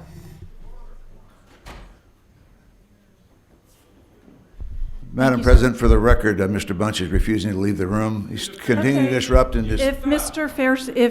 Sir fails to leave the meeting, we'll go into recess until he excuses himself, further disrupting this meeting and preventing us from continuing. Sir? Linda Fairstein, you suck. All right, we're going to go into a brief recess. Take your ass out of here, Linda. Nobody want to see your racist ass. Rather than that, sir, are you going to voluntarily leave? Or? All right, we're going to go into recess. Thank you. Madam President, for the record, Mr. Bunch refused to leave the meeting, which caused the commission to go into recess and not able to continue the meeting. He continues to be disruptive and refusing to leave the room.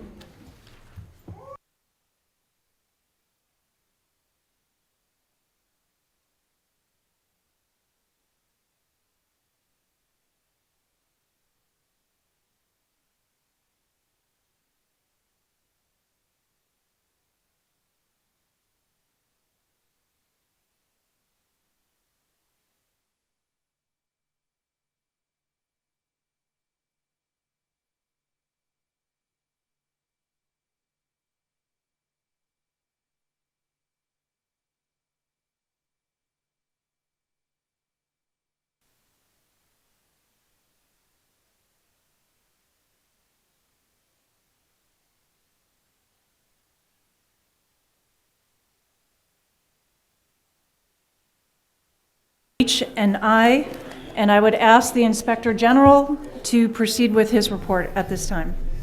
Good morning. Once again, I just want to introduce from the Office of Inspector General, Assistant Inspector General Florence Yu, and Police Performance Auditor Stacy Bias, who are the leads on the project that I mentioned before. They'll take you through the findings in our pretty straightforward report for 2018, and then answer any questions that you have. Thank you. Good morning, Commissioners. I am Assistant Inspector General Florence Yu, and this is Police Performance Auditor 3, Stacy Bias. We are here today to present the 2018 review of SARS. As in past years, the OIG reviewed the Department's receipt and processing of suspicious activity reports during 2018 for compliance with applicable policy. Overall, our review did not identify any new issues of concern.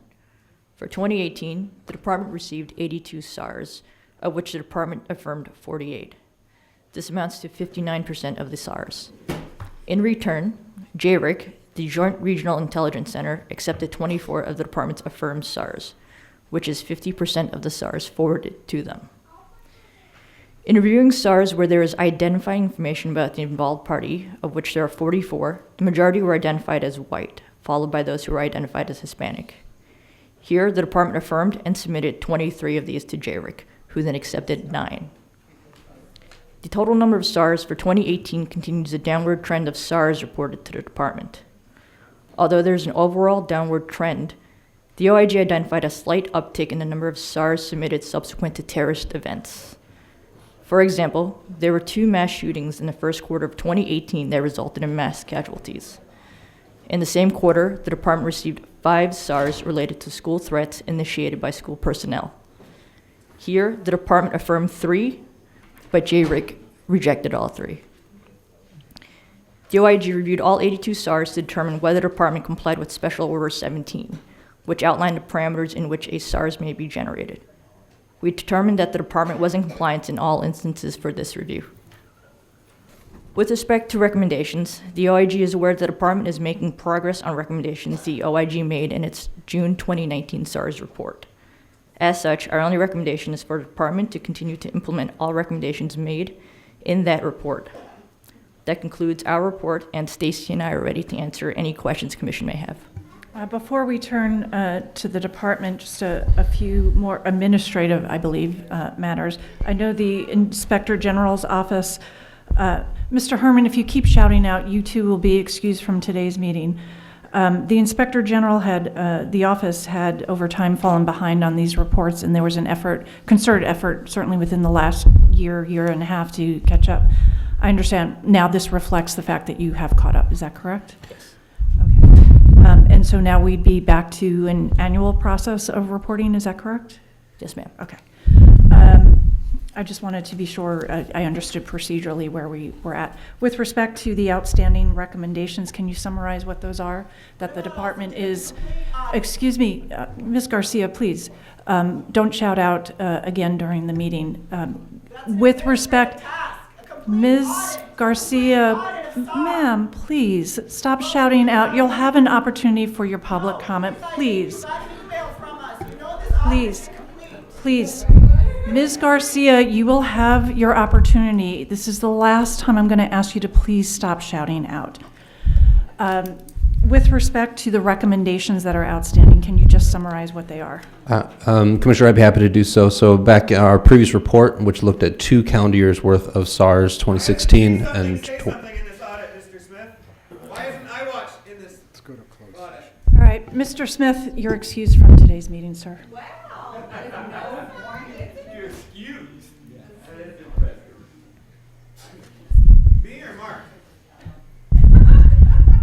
Mr. Smith, you're excused, sir.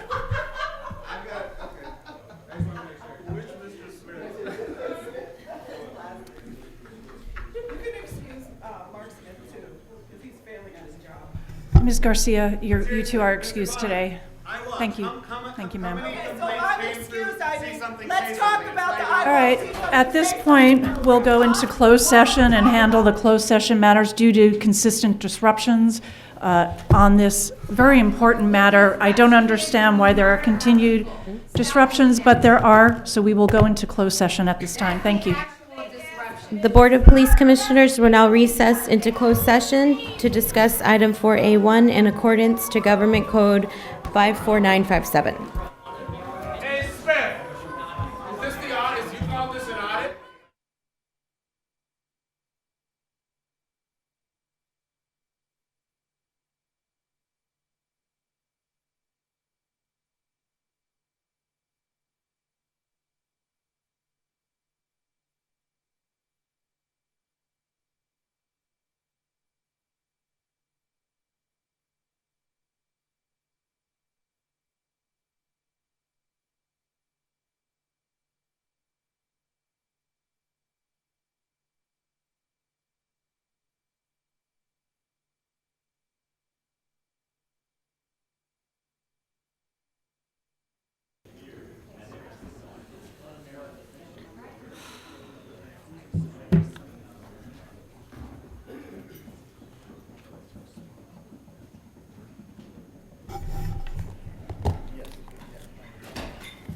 Before we begin, Ms. Garcia, you previously were excluded from the meeting, ma'am. Laura just tweeted so that you can answer why you were denying that SARs are generated by the community. Okay, so if you want to respond since you ran, it'd be good. Thank you. We're back in session. Madam Secretary, would you please do the readout of the closed session? The Board of Police Commissioners has concluded its work in closed session. We are back in open session. In closed session, item number 4A1 was discussed, and the Chief's recommendations were unanimously adopted. Madam President. Thank you. Back then on our agenda, we had called up items H and I, and there was a question pending to the Inspector General about the outstanding recommendations that are pending from the department. A summary, please, sir. Sure. Thank you, Commissioners. Yes, there were 5 recommendations made in our previous report. I'll summarize them here, but if more details wanted on any of them, please just let me know. First, we recommended that the department revise Special Order 17. That's the order that really governs the department's process for determining which SARs it receives are affirmed or unfounded. We recommended that they revise that order to incorporate updated language from the functional standard at the federal level. Second, we advised that analysts who review these SARs more clearly note their rationale for deciding to affirm or unfound each SAR. Third, we recommended that the department consider options to differently categorize the racial ethnic background of involved persons who are currently listed as simply other. Fourth, we recommended that they develop some specific parameters that would help guide them in the sharing of information from unfounded SARs with JRIC or other outside agencies, as we saw happened on occasion. And lastly, we recommended that they incorporate review of all video and audio recordings associated with any SAR as part of their classification process. If I'm not mistaken, I think the department is here and has some updates on what their responses have been. Okay, thank you. I know we'll have more questions on the report from the IG, but before we do, if I could ask the department now to give its overview and presentation on the policy changes that it has before the commission today. Yes, good morning, Commissioners. I'm Deputy Chief Peter Zarconi, Commanding Officer, Counterterrorism Special Operations Bureau. I'm joined by Captain Robert Long, the Commanding Officer of Major Crimes Division, and we are reporting on the agenda item H concerning revisions to the department policy on suspicious activity reporting as enumerated in the Special Order 17 and Manual Sections 1, Solidus 590, and 4, Solidus 271.46, as well as the SAR Field Notebook Divider. The recommendations that the IG just alluded to were the impetus for this revision. The first recommendation that we revise Special Order 17 to incorporate the updated language has been completed with this revision. It may be noted that there are 16 in the federal standard and there are 18, so that would appear to be a difference, but I can clarify that. What really that amounts to is one of the 16 dealt with weapons collection and discovery, including indicators of weapons handling. So we split each one of those out, so that one became 3, but it's covering the same exact material. So there's really no difference. But with these changes, you've made this consistent with the federal guidelines? Or? Yes, we have. And can you direct us to, it was a little hard, I did a comparison, it was a little hard to understand or highlight where the specific changes were. Can you give a brief overview of that? Yes, so if in our revised special order, the 3 sections are criminal activity and potential terrorism nexus activity, and then there was potential criminal or non-criminal activity, that's on page 2. Mm-hmm. And then on the following page 3, it continues. The fourth from the last, weapons collection, weapons discovery, and indicators of weapon handling. That came from the one on the federal standard that was labeled as weapons collection / discovery, and it included the indicators of weapons handling that are enumerated there. So it just split that one out into 3. Thank you. Anything further from your presentation before we open the question? Just the other recommendations, how we dealt with each of those, and get back to that. So the second recommendation was that we require that Palantir analyst notes clearly state the rationale for affirming or unfounding each SAR, and require that those notes explain the rationale for any reversal of an original classification. And that is not covered in the revised special order, but we have internal policies to ensure that that happens. And if there's any questions about that. So it's not on the agenda today. It's my understanding, and maybe Mr. Tiefenk or the city attorney can clarify for me, whether it's on the agenda today for the department to go into the status of all the recommendations of the IG. I think that might be outside the scope of the agendized items. We have before us the order, which is one recommendation that was made, and the IG's report, the current report. So am I correct on that? I think the city attorney, I'll let you just advise me on that separately and open it up to questions if we. So the first recommendation's been covered, so that and that's would what's be, before that us would today. be it. So we're happy to answer any questions. Got it. Okay. Questions regarding either the IG report or the policy change while I wait for that answer?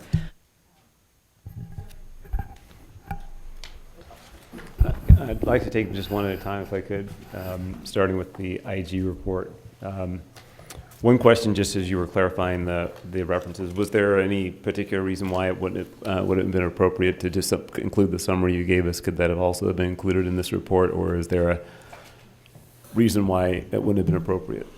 And I apologize, the summary of what? You just gave us the summary of what was in the prior, the report references the prior report that they're working on some recommendations. Question was there any reason why that the summary you just gave us could not have been included in this report? Oh, I see. So for us, each really annual look into the SARS process kind of stands on its own. If we have recommendations for that come out of our review for a given year, we'll include those in that year's report. The department then has an opportunity to, if they're adopted by the commission, to follow up and implement those recommendations. The next report will again stand on its own. In 2018, there were no new recommendations that we had. But that's your approach to the process, right? There's nothing regulatory or legally that requires that separation. Not that I'm aware of, no. Okay, great, thank you. And then going to the question, I'm looking on page 2. This is under Roman numeral 3, and there's the reference to that. There's that paragraph that does make reference to iWatch. And what is the number of reports that initiate through iWatch, and also why is that not referenced and included here? So for OIG, in every sort of report that we produce, we always kind of make editorial decisions on what things seem of greatest relevance and what things don't. There has been, to my knowledge, one report in the past that has that mentioned numbers associated with the iWatch program. The remainder of the reports have not. This one we chose not to. In looking anecdotally, I think we found that from what we tell, there was one case that we're aware of that came through the iWatch program in the calendar year 2018. So that's what your records show. At least there was one case that came through iWatch, but it's a little bit of a close call, because even assuming that's true, one case would have been just as easy to comment on as well, right? I'm sorry, I couldn't hear the end of your question. I said that even if that were correct, with one case, it would have been simple enough to reference or address that case as well. In the report? Yeah. Yeah, absolutely. I think there's really, I would argue there's an infinite number of things that could go into the report. How many of the SARs were made after 6 p.m.? How many of the SARs were made, by a male or female? I think there's an infinite number of data points that could go in.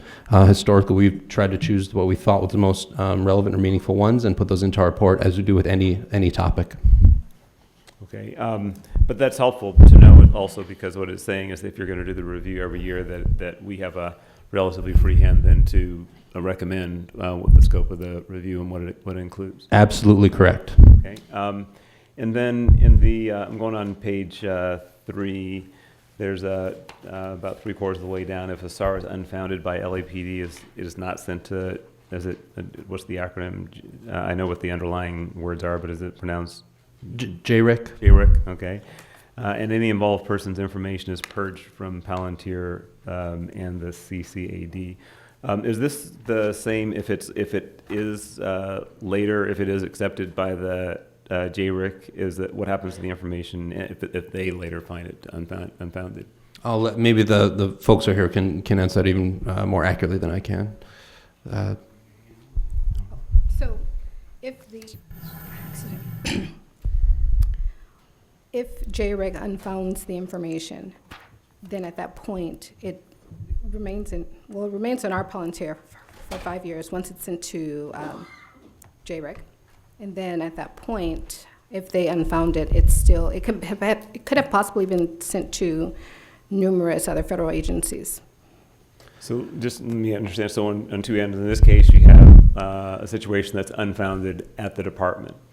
Records are purged at that point? Correct. After the IG's review, if it's unfounded, Major Crimes holds on to the report for 1 year or until the IG does a review on that particular year. So is it referring it to the JRIC that then causes the records to be maintained potentially for 5 years and another, and is that because of their record retention policies? Is that it? Correct. But is there a record that's maintained here at the department for that 5-year period, simply No. because the matter had been referred to the JRIC? Correct, and that's what's maintained in Palantir. Okay. And If maybe I can answer that, and Chief Frank just reminded me. So if it's unfounded at the department, what we would send to the JRIC would be scrubbed to the PII information. It would be, so the information would not. I'm sorry, explain PII. Which is basically the personal identificators. We would scrub it of that, but it might contain information that we feel another agency might want to look into. Generally, a criminal aspect that was discovered in a review of that SAR. So it doesn't match the SAR criteria, but there is other information in there of a criminal nature that that other department might want to look at. Whether it's federal in nature, we would refer it So to Captain, them, give an even example of that, if you would, please. So in looking into SAR on photography, I'll try to think of one that's a recent one because we haven't had many. But there's an indicator of another criminal activity that would match that's let's say under the FDA is a primary responsibility of some violation that was caused during that SAR. We would unfound the SAR because the photography issue was proved to be a First Amendment issue, but the other underlying criminal activity may be referred to the FDA for investigation. And that was my next question is what, do you have any sense to how often that occurs, where there's some SAR activity that then does relate to a further investigation into something else? Extremely rarely, maybe once or twice a year, I would say. Was that captured, and were there any of the cases, the 82 that you looked at, was that involved with that scenario? I don't know if we focus on that specific aspect in this report. Okay. And I think there's a question I guess I would put to, this is really, I'm shifting now to the department. A broad question is, what, if any, protections are there or could there be that would make sure that that the process isn't weaponized in some way? You know, we had some discussion in an earlier conversation about the risk that, you know, the disgruntled neighbor or just someone reports because they don't like somebody they see in their neighborhood, and they're then reported, they're in the system, and then they're, you know, the subject of some investigation. Are there any controls in that regard in terms of do you know, I'm going to put a lot out there, but for example, would you know if there was a serial reporter, you know, that the same person that typically reported SARS, or would you have a way of knowing if it was done maliciously or anything along those lines? Well, for the investigation, and if it was investigated and turned out to be a malicious SAR, that would be unfounded, so then there's a scrub of sort of the information contained in that SAR. What I'm asking is, would you know that? Not a long-term database. So what I'm saying is that would be investigated, unfounded, and then that information would not be kept. So it'd be through where it would be caught would be on basically that the SAR group is generally assigned as a long-term assignment, and they would catch it through that way. If for records keeping and database-wise, the only way you're going to catch something that's a repeat offender caper is having a database or the knowledge in the person that's handling it. So as the person reporting, do I have any, for lack of a better word, skin in the game? Meaning that, can I just make the phone call or make the report and then it's all on your, or am I the subject of any questioning or review as well? In other words, does the person who report, are they also captured in your assessment, or is it all in the So I would answer generally that if you make a false police report of any type, and a SAR would be included in that, if it's deemed to be false and it was not an anonymous report, and we had somebody that we could follow up on for making the false report, it could be prosecuted. Okay, so that's what I'm just wanting to clarify is that this is not a completely anonymous and risk-free process where anyone could simply anonymously report someone and never be. What I said was if it was not done anonymously, but you can make anonymous reports. So if it's done anonymously, there would be no ability to follow up and prosecute. Do we know, is there any balance as to how many are anonymous or identifiable? Yes, I think. And again, just keep in mind, with the concern, what I'm trying to probe is to understand what is the risk that this program could be weaponized in some way by someone who is got a, just like I'm sure there are outside this process. I'm very certain that in some neighborhoods there's the person down the street who always calls the police on someone because they're just hair trigger dialer, right? So in this case, that's kind of what I'm asking is how do we know if and the degree to which any such scenario where someone simply says, hey, this person was taking a picture of my house, or this person was taking a picture of that light post, and now there's a SAR opened. Sure. Do you want me to? So there wouldn't be as Captain Long just mentioned, if you have an unfounded SAR, if the spurious report was unfounded, it's going to be kept for 1 year, but after that year, it's gone. There's no record of it. I get that, but I'm getting to the part again. What is there a risk that someone could, who was aggressive and got in the habit of found this process? Hey, I found this process, and now instead of calling the police, they just submit SARs on people in the neighborhood, or that they see out that they don't.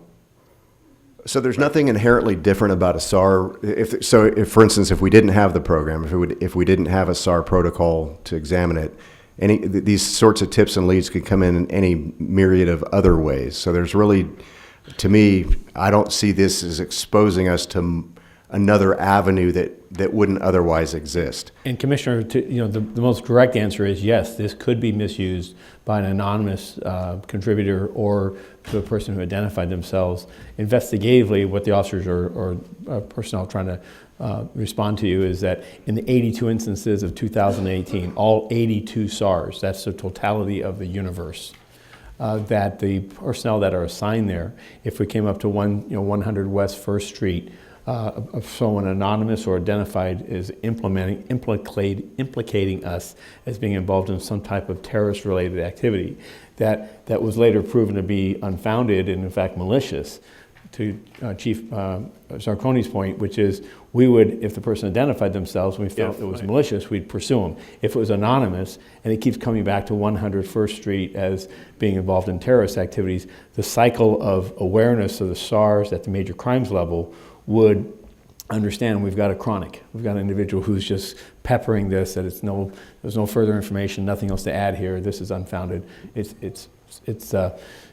just a malicious effort of somebody to clog up the system or otherwise. And at some level, if these numbers are accurate, I suppose that would, the numbers at least suggest otherwise, if I'm correct, that the program is, the utilization of accessing the program is really declining? That would be correct. Is that right? So, It's entirely tied to what we have seen in the last number of years that this program has been in place. It has a true sensitivity, as the Inspector General's office indicated, to instances of terrorism. In the aftermath of Christchurch, in the aftermath of Pittsburgh, unfortunately, too frequently, the active shooters and scenarios of attacks that occur, we'll see an outgrowth of reports that we then work through as tips and leads to understand if they are true and potential threats that require further investigation. Okay, just two other questions. One is on, this is on the revised policy. I think it's probably still page 2. I'm not sure if I'm looking at the same version, but this is under the lawful detention. A lawful detention shall be based on reasonable suspicion that criminal activity has taken place. Is this one and the same of suspicious activity in the context of SAR, or is it a different? Do you mean by reasonable suspicion? Yeah, what I'm asking is, No. my impression is that the suspicious activity is some lower standard. Maybe that's not accurate. No, reasonable suspicion is a legal standard to make a lawful detention, separate and apart from I understand that. suspicious What I'm asking activity. is, does that same concept transfer to a review of the SAR incident. In other words, someone could be doing something that someone considers suspicious that may not involve criminal activity. So it's not against the law to take a picture of a bridge. Correct. But it's investigated in some way because it's reported through the SAR process. So it's not criminal activity that I would expect someone to be looking for reasonable suspicion. It's suspicious activity under this SAR rubric. So what I'm asking is the standard any different when you're looking at something that's come in through the SAR process as suspicious activity? Is your ability to detain that person based on the same standard for what you would need if it was criminal activity being reported, or is it something? So to make a detention, the criminal standard applies across the board. Got it. So even if it's a suspicious activity reported under SAR. Okay, great. And then the last question I had, I'm interested to hear some of the other public comment and others, but there's a number of references in here to information that's kind of sent around by fax. And the question really is that really the technology that's still being used to transfer this information? It is really the technology that's being used to get from the outlying areas, the divisions, to MCD only. Beyond that, that's the only time a fax would be used. Okay, and that's going to continue. Is that because that's the technology you have, or is that? Yes. Okay, got it. Thank you. I do have a few questions. First, Chief, if you could, I checked with the city attorney, if you could give a quick update regarding the status of the other recommendations. Absolutely. And apparently, because it is referenced in the IG's report. Yes. You can go into that generally, sir. Okay, so the second recommendation I mentioned was the Palantir analyst notes. Yes. Cue that one back up. So that is accounted for in MCD's internal policy. So the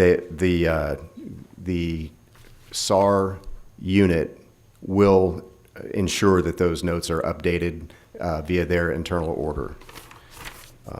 So that is in place. The third recommendation, that we consider options to more effectively categorize the racial and ethnic background of involved persons currently listed in the dissent category as other.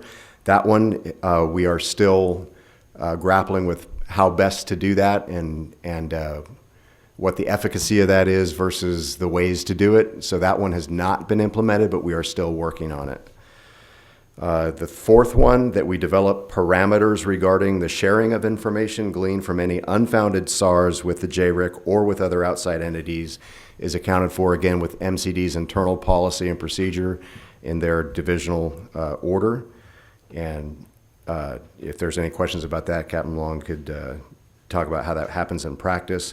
And then finally, the fifth recommendation was that we review all video and audio recordings associated with a SAR as part of the classification process, and that is included in the current revision to Special Order 17 that requires that MCD personnel do that to review the video related to SARs. So that one has been implemented. Thank you. Very good. Thank you, Chief. And since many of these are now being implemented or are in the process, one is still pending, I'd ask the IG in the next review, obviously, to give us a more detailed update on that. So thank you for that.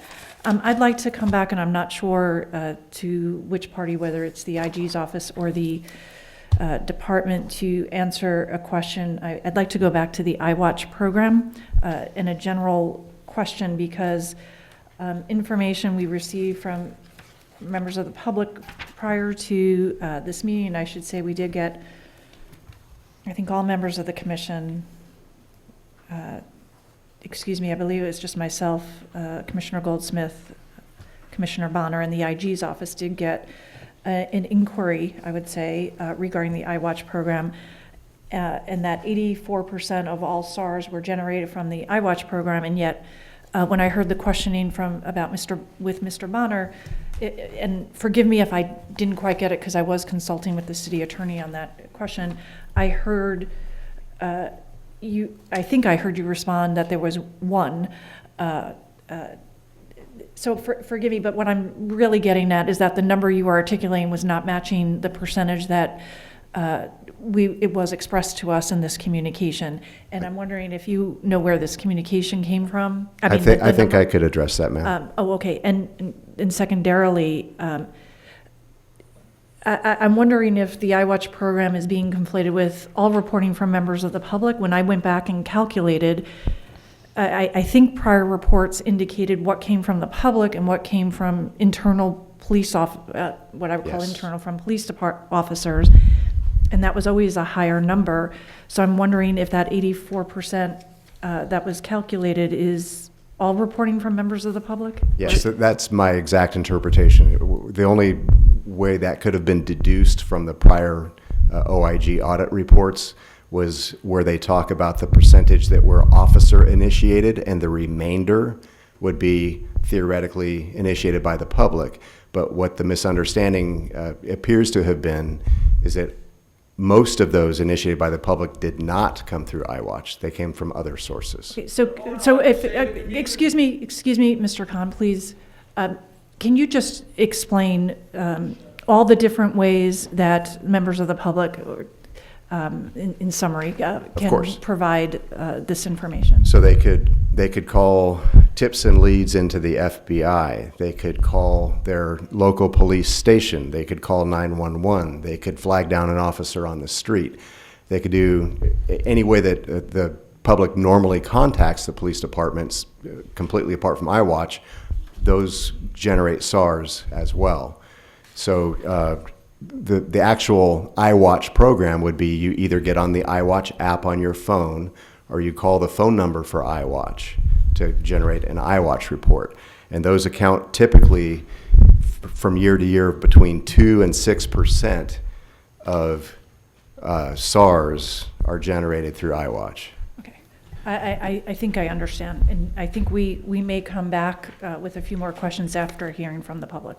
Commissioner, could I add one thing to that conversation? Sorry, yes. So I did mention once before that anecdotally, as we kind of looked through the reports for 2018 for this calendar year, there was one that we found that was specifically tied to or identified with iWatch. I also want to be careful that because of all the different methods that are out there, the knowledge of the iWatch program that people may have seen in the past, it's a little bit fuzzy to say that there is only one that has any connection to iWatch whatsoever. Someone might have seen the iWatch website or an advertisement for it, and that may have prompted them to make a decision to flag down an officer, even though they didn't use the app or the website. That is something that's a little harder to measure unless it's specifically asked of the person. Again, it's not something that is measured traditionally in the OIG reports. As you mentioned before, OIG reports in the past have, as they always do, considered which sort of data points seem of the greatest value or most relevance. There have been many reports, some of the reports of the past have done that breakdown you mentioned between publicly initiated in one form or another, or versus officer initiated. One report did not do such a breakdown. This one did not, but the numbers for 2018 happened to be 85% were publicly initiated, 15% were officer initiated. That's very close to the last 2 years combined, 16 and 17, which were 84%, as you mentioned in the communication for the publicly initiated. So those are some things that we think about. Thank you. I appreciate that clarification. Okay, unless there are other questions, Madam Secretary, can you let's start with H, but if somebody, a member of the public has put in a public comment card on I, we'll give them 4 minutes instead of 2, and they can allocate their time as they see fit. So let's begin public comment. Okay. The first 3 speakers, please. Okay, the first 3 speakers, Mr. Herman, Wayne from Encino, and Hamid Khan, and they do have cards for both items. All 3? All 3. Okay.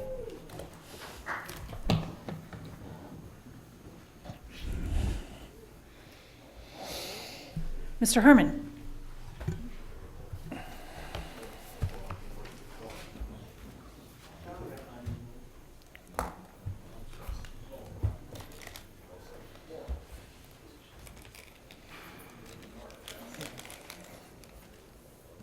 You know what's so interesting, Mike? Oh, thank you. You know what's so interesting about all this bullshit? Is that if you call 213-330-9803 and ask for Kenny from Homeland Security, reasonably, rather than waste domestic terrorism threats, it's all fucking bullshit. Fabricated, slap, strategic lawsuits against the public, simply because you make many attempts to censor people. and have injunctions placed upon them so that Sir, they you don't need to stay on participate. topic with the IG report. Yeah, I'm or on the department's item policy. H, domestic terrorism. Suspicious activity. That's why I have my suspicious jacket on, dealing with the sheriff. There's a new star in this program, and it's called the sheriff. See, again, before I was interrupted, dated December 11, 2019, relative to the Department of Policy revision pertaining to reporting suspicious activity. Potentially. Now, Mr. Herman made reference, Obama will have a 50 cal in the head soon. Now, is that a terrorist threat? Hell no. No, fuck no. Because the United States versus Bagdasarian, page 9816, identifies what a real threat is. And that's the reason why I handed you that handout, Ms. Decker, for the record, and you, Mr. Smith. So you could know that I'm making reference and statements according to case law, Supreme Court case law. And what do? You subject me to emotional distress and harm with your fucking TROs. So the recommendation for this board action is, as I said, stop fucking lying about your threat management unit with these TROs and wasting government monies. You've gone off topic, sir. Inspector General's report now. Now remember, there's 2 items. Don't fucking confuse me with retardedness. Item 1I now, my bitches, is that the Inspector General's report for December 12, 2019, under acronym BPC number 190321. What is it making reference to? Well, it's apparent, Inspector General's report. What did the Inspector General report? So far, nothing. Blogging, making a statement is basically no intent to threaten that is unreasonable. Taken to the context, does not even consider in the light most favorable to the prosecution. But no, this fucking city wants to Gone stick. off topic again. You're No, not I- addressing the IG report or the change in policy, sir. It's in the report, ma'am. Above action of the Inspector General, because like a child, I have to read it directly like this because some assholes keep interrupting me during the Brown Act, the Bain Act, making threats that I am off topic. I find that as a threat. I'm a child. And I love you very much, Mommy. I do. Have some passion for me. Sir, you're Let's not make even peace. addressing the issues before this Let's commission. have a good Hanukkah Thank with you, Monica. Mr. Herman. For the record, ma'am. Thank you. Mr. Spindler. Yes, very good. So when we identify suspicious activity, what do we look for? Do we look for nicely dressed people? Or do we look for people dressed like slobs? In particular, recently looking at police documents, confidential documents, some would say, a suspect who's listed with having a beard is referred to as having unusual markings and other attributes on your forms, on your intake forms. Did you know that? That if a person has facial hair that is deemed to Sir, be you're unusual, not addressing such as either the tattoos. IG report or the It's- requested change in policy. Why do you keep interrupting? I'm talking about SARs. How you determine and file a suspicious activity report and then investigate a suspicious activity report. Now, SAR, suspicious activity report. Yes, we have many kinds of SARs. The Treasury Department has SARs. And these assholes here at LAPD want to have their own version of SARs. It's a big mistake. You don't want to do that. Because then you have to investigate these SARs. And most of them are complete and total fucking bullshit from the inception. especially when you can make them anonymously. I don't think that should be allowed. We should not be taking anonymous SARs. We should be verifying who made the SAR, what their date of birth is, their social security number, their parents' first and last names, and of course, most importantly, the immigration status of the person making the suspicious activity report.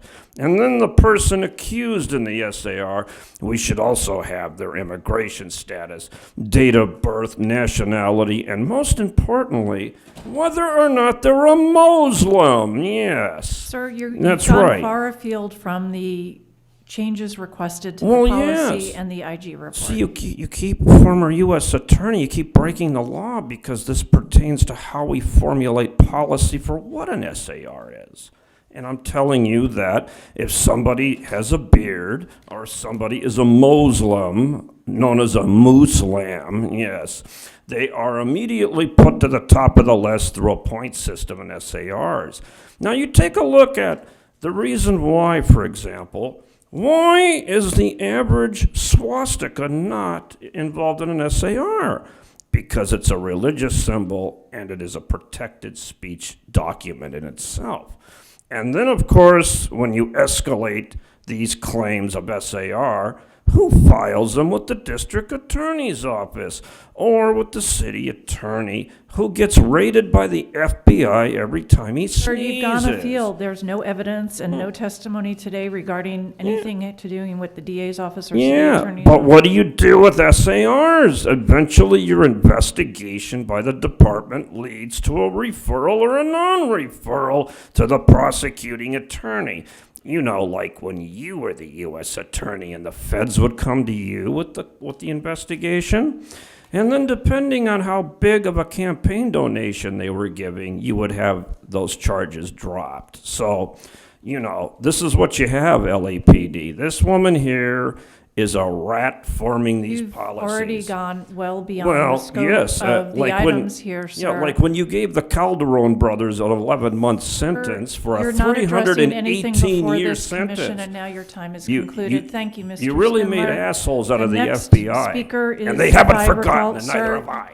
You're done, Mr. Spindler. Mr. Khan, you're up next, and the next three speakers?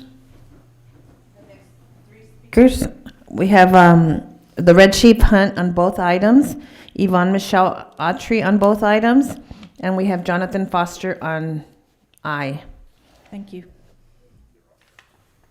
It's interesting to watch the whole linguistic judo that's being played out, where earlier both Moore and then Mark Smith are trying to separate this whole community-based reporting. And the question you raised was about whether it can get weaponized or not.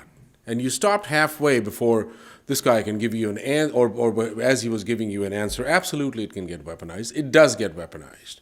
So I think, first of all, the numbers need to be, I mean, this is a trash audit because it doesn't even talk about, it mentions itself that community members initiate most SARs by reporting suspicious activity to a police officer in the field or at an area station and online and on as part of the iWatch program. But there's no breakdown.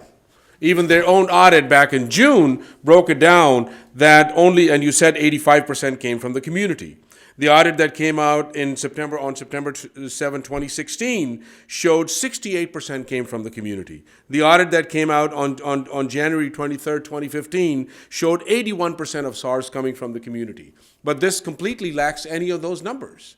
Why is it that when the bulk of your SARs are coming from the community, whether it's through the iWatch program, whether it's online, whether it's somebody stopping the field, it is the idea, the basic premise is that it is the weaponizing of this program.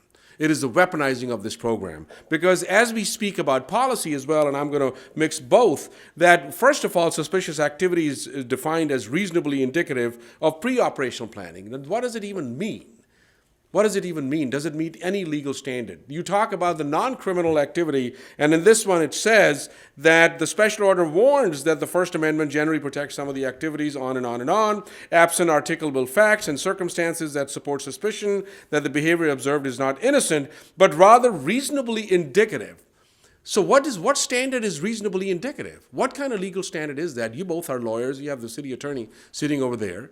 We've had constitutional professors try to explain it to us, and they just basically said, no, we don't know reasonably indicative. It's just basically based on somebody's whim. That's or a reasonable person. We were having this whole discussion about policy from the state this morning on use of force. So how can you argue that that on one hand taking photography is First Amendment protected, but if it reasonably indicates pre-operational planning, so isn't that legitimizing hunch-based policing then? Isn't that legitimizing speculative policing? That I'm speculating that it reasonably indicates that somebody's thinking of doing something wrong.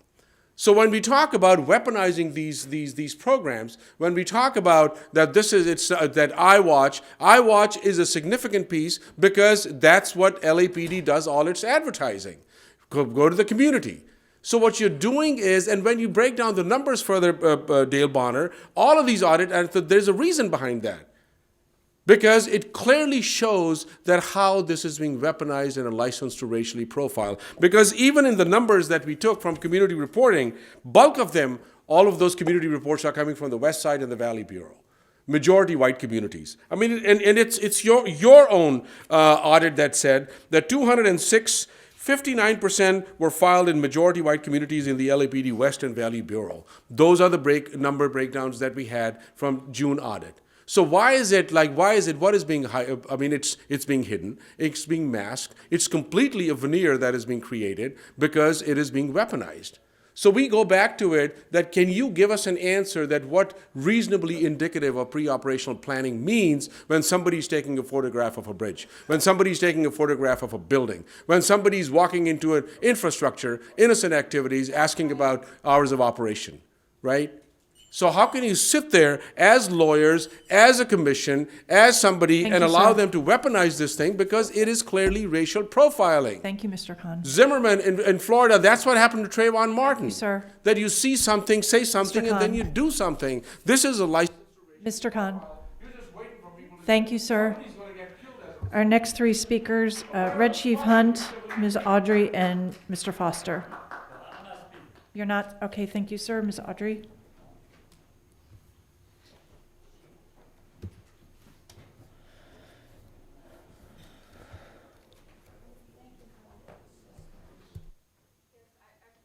I would like to support what Hamid said because I have been labeled a terrorist for over 25 years. I went to private schools all my life except for the 3rd grade. My son was taken from me because of false adjudications, false petitions, because I'm a black woman. And again, the majority of these SARs are against black women, black people, people of color, people that this system still cannot control, people that will still threaten white supremacy, white male Zionist supremacy, people that you still have not been able to break down and entrap and incarcerate or exterminate per genocide, Holocaust of black people and other marginalized people. Black people are still slated for extermination. For the record, I'm not a sex goddess, prostitute, seductress, temptress. Right? I'm not the devil. I was never once a man. I'm not a homosexual. And a number of other false accusations per SAR, facial recognition, and predictive policing. Wherever I go, police and security guards show up. Okay? White people, even some Hispanic people that feel threatened.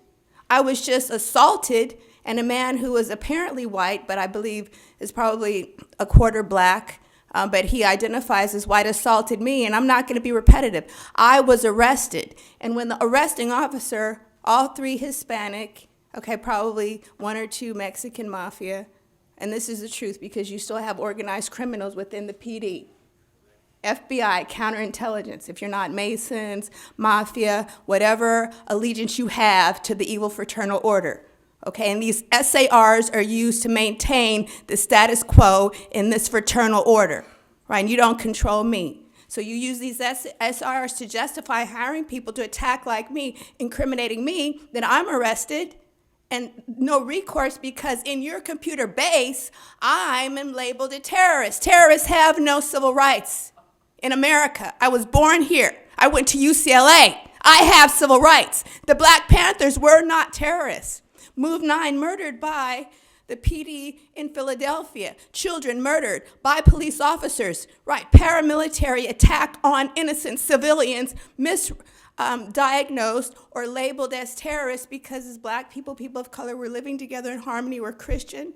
Okay, again, for these evil people to control, break down. I'm not, again, the prostitute, which is still, America has not grown much in 400 or 500 years. This is a hidden system, most repressive system, because it masquerades as being an egalitarian country, and it is not. If Zimmerman had claimed, oh, he has a right to stand, and Trayvon Martin was unarmed and innocent young man, just like me. I stood because a man assaulted me. I pepper sprayed him, and so I was incarcerated. You have a dual and double unequal application of this right to stand.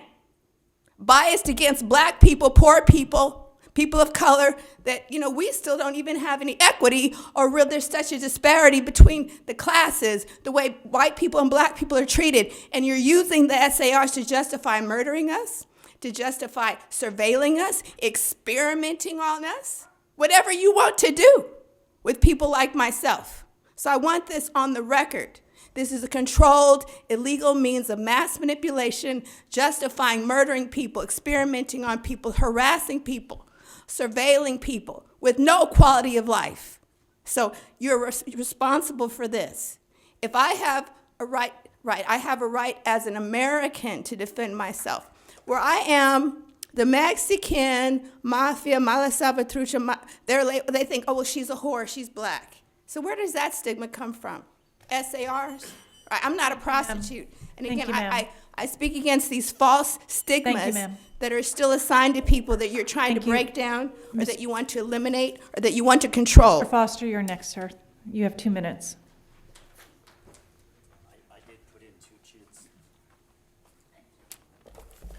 Jonathan Foster, I gotta apologize for swearing when you guys were in closed session. I shouldn't be swearing here, my apology. There needs to be a database for people who got swatted or falsely reported, so you can know if they get falsely reported again when you know they didn't do nothing.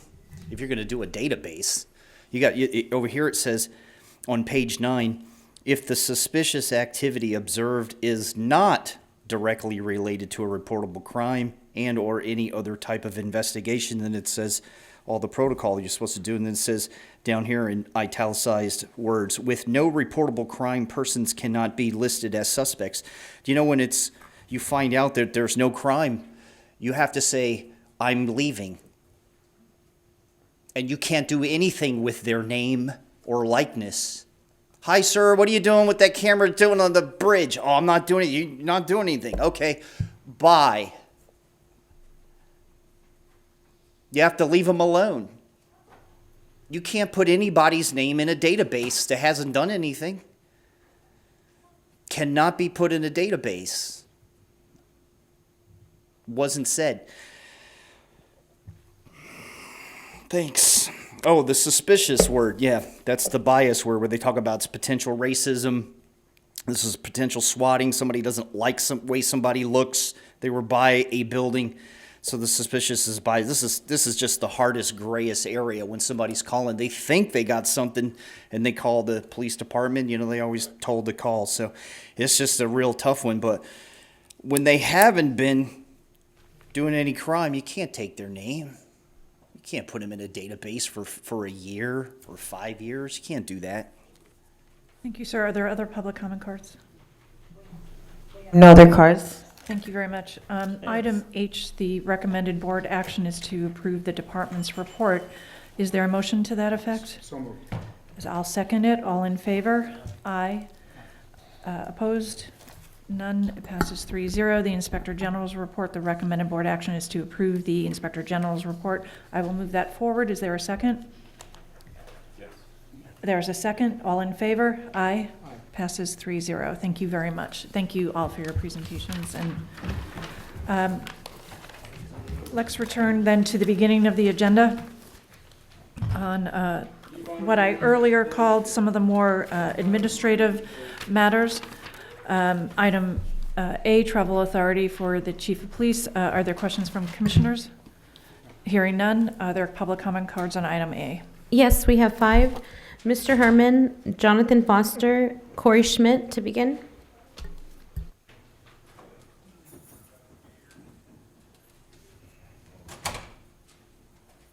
Who are the last two?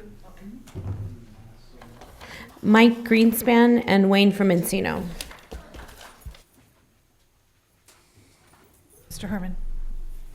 What item did you say was on, lady? What item? Can you please repeat the item? Please start the clock.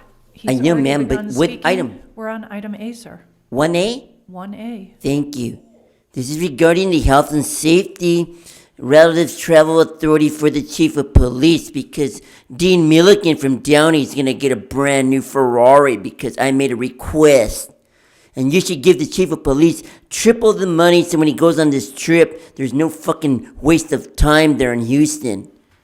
I like the Longhorns. You know, they played a very excellent Sir, game. you're off topic on whether the chief should be authorized to travel. That's the single issue before Well, the I'm commission. getting there. Can you please be patient with me? Everything I do is it's all about hurry up or stay on topic.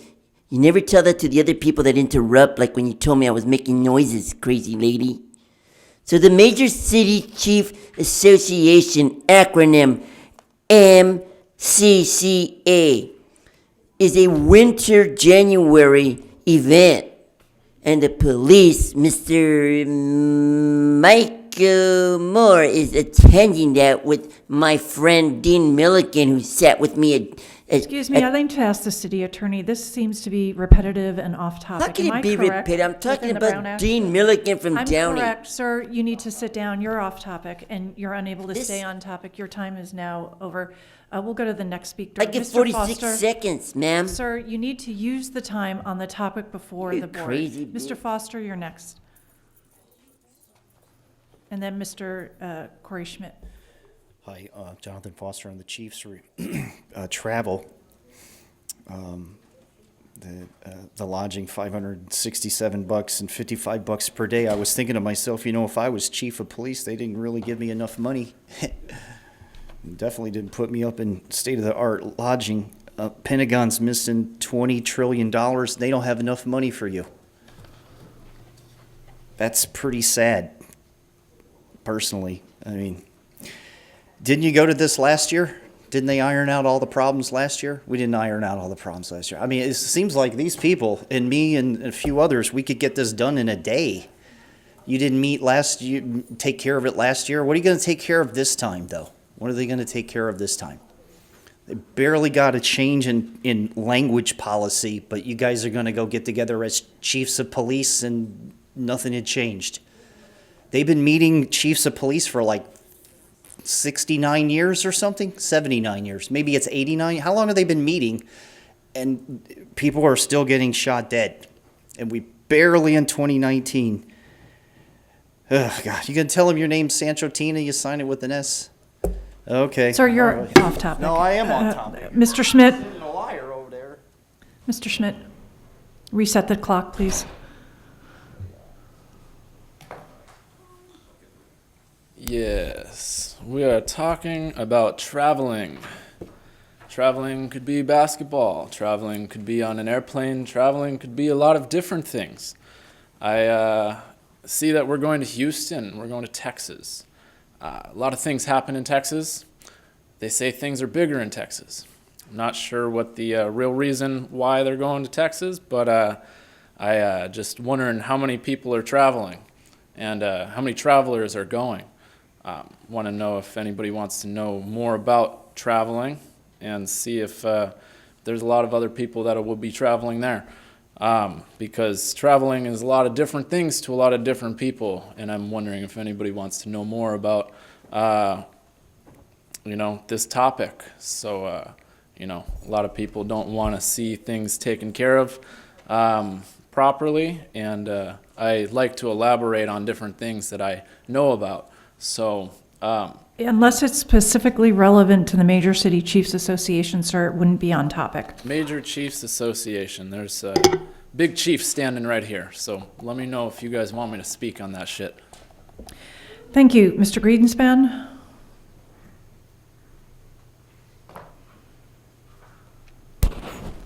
Mike Greenspan, Florida Gator, Orange Bowl bound, UCLA, I don't. Well, just like that, this is probably another waste of our taxpayer money. What's that nice word we use it? Junket, yeah. But this isn't a junket to Las Vegas for gambling. This is a junket to have a big old party in Texas. At, of course, our expense. Now, I think Corey was making reference to a word, and I think the proper word for it would be entourage. How many people are in the Chiefs' entourage going on this junket to Houston? That's a very good question to be asking because people seem to be forgetting it's our taxpayer money funding these things. Hey, we got tech and everything else. Can't they just stand and conference each other with all this wonderful tech that we think is the be-all, end-all of the whole world? Why do we have to go on planes and go through airports and security and everything else and bring all our luggage and pay for all the travel expenses, the hotel expenses and everything else?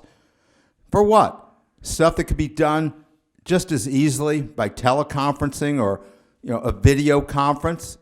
I think that, and this says winter meeting. Well, last I checked, we have winter, spring, summer, fall. Does that mean we're going to have this times 4?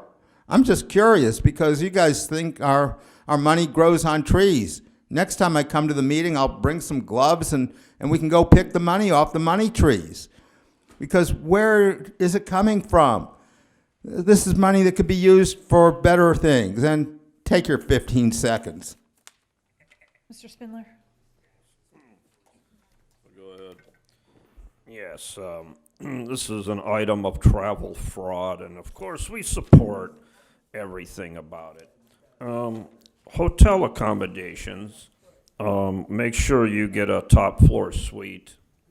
Mini bar should be included, and double master suite. Mr. Bonner made that suggestion in the motion because last time there was the chief got a really bad room in Chicago on the last trip. Sir, you're off topic. The single issue is whether we authorize the chief to travel. How the fuck, city attorney, stop this woman now, okay? Because I'm talking about the cost of fucking traveling, which is the item, and she's telling me I'm off topic. You were talking about hotel rooms in another Which city. is what? You Should the chief pay be for, authorized to travel or you not? pay That's for the question, the sir. fucking hotel accommodations as part of your travel authority, right? Or you're not gonna give them a hotel room. Mr. City Attorney, you sit there, don't look at me, tell your client to stop fucking around with the law so that I can get to this shit. Of course it's on topic, it's the hotel cost. Jesus fucking Christ! Lawless fucking breaking people.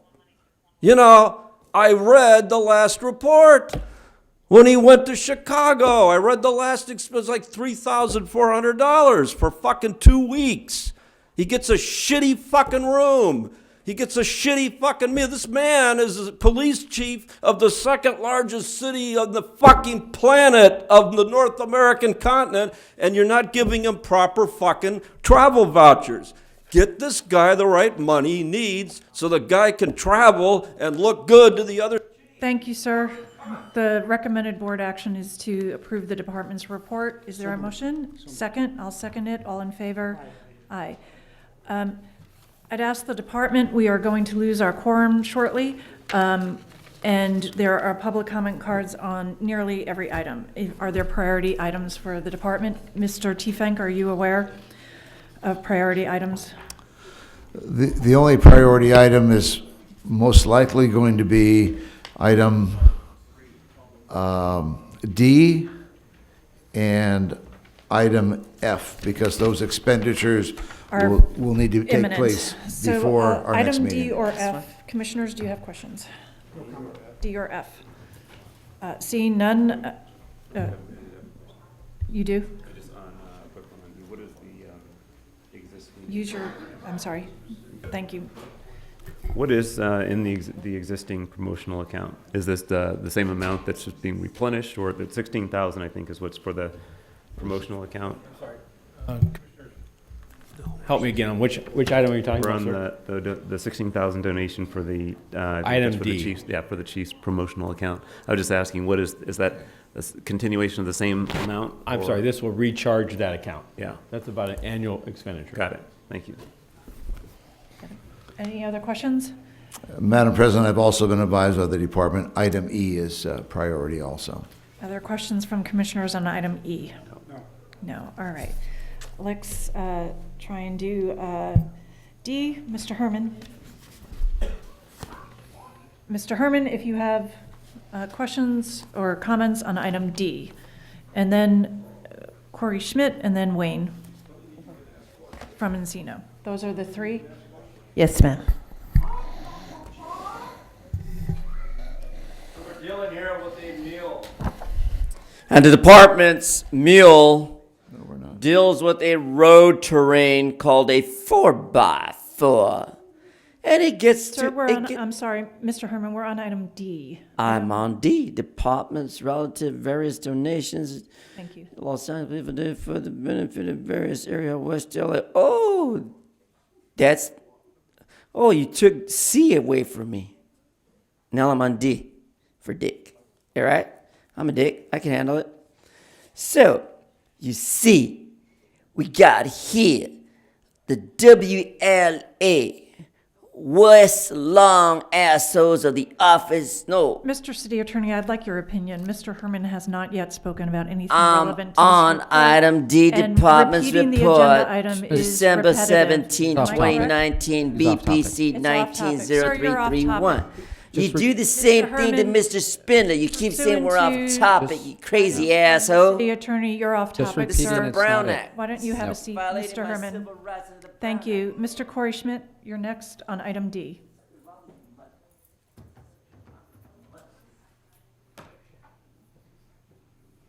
Corey Schmidt, for the record, call me Big Chief if you want.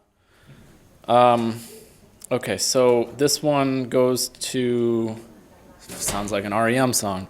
This one goes out. Anyways, so this one is for West LA, and it sees that we're getting some donations.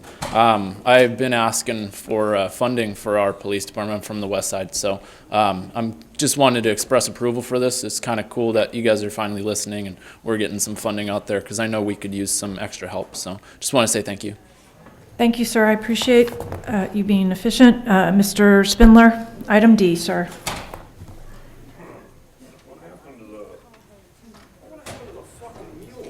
Start the clock on Mr. Spindler, please. Because this phone doesn't want, this Decker doesn't want to take the mule because she has a mule's face. Oh, I see. Okay, that makes sense.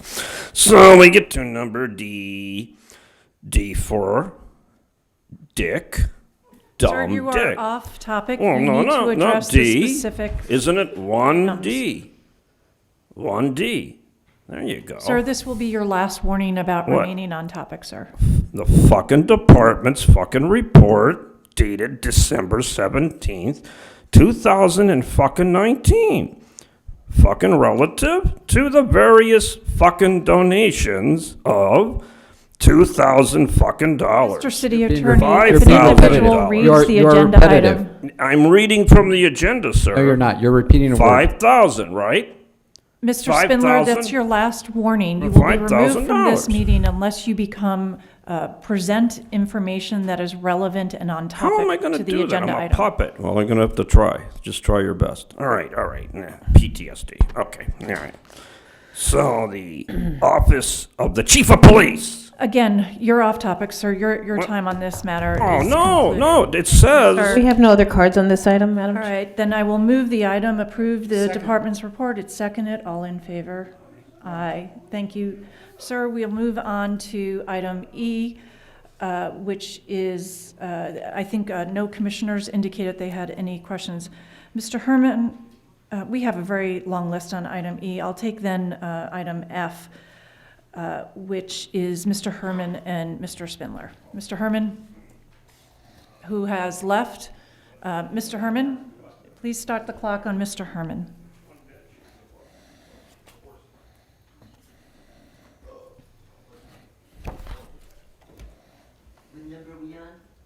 You are on number F, sir. 1F? 1F. This is regarding that $658, a relative donation for holiday lunch. Well, we didn't get a lunch today. We've been here most of the day. No one brought us a holiday lunch for the celebration of that fucking Jews that put the man on a tree. Sir, you are off topic. It's a holiday You lunch. need to address the donation for money for a holiday luncheon. Right, and for that's an investigation and that's the division. department's report to accept the donation. Because the commission's investigation division is demanding to celebrate the holiday. Your repetition again, No, sir. ma'am. Your I'm time talking is up. about You've been BPC sufficiently warned today, Mr. Herman. Your time, 190333. is concluded now. Mr. Spindler. What? I got 56 seconds and you took my time away Sir, again. you've yet today been on topic. Fucking ridiculous. Mr. Spindler.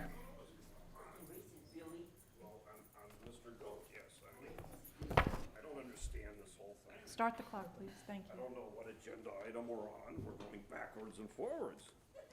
Yeah, I'm getting as confused as sober offs and disability. Sir, you need to address the item. I know. I'm talking to my colleague here. Yes, he's talking to me. Okay, so now, let's see here. We have a donation for a. So far, so good. Very good. A lunch.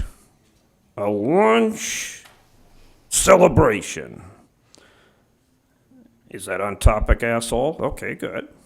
Valued at Sir, you're just being 600. repetitious of what is on the agenda, I- sir. If you have something to say about the Right. matter I'm- that's relevant to yeah, our we're vote, we would trying- like to hear it. Right. I'm attempting to get around your rules so I can get in them. Now, $658. Is that on topic? Okay, you're just repeating what's on the agenda. That's not no, relevant. I'm That's off sir. topic.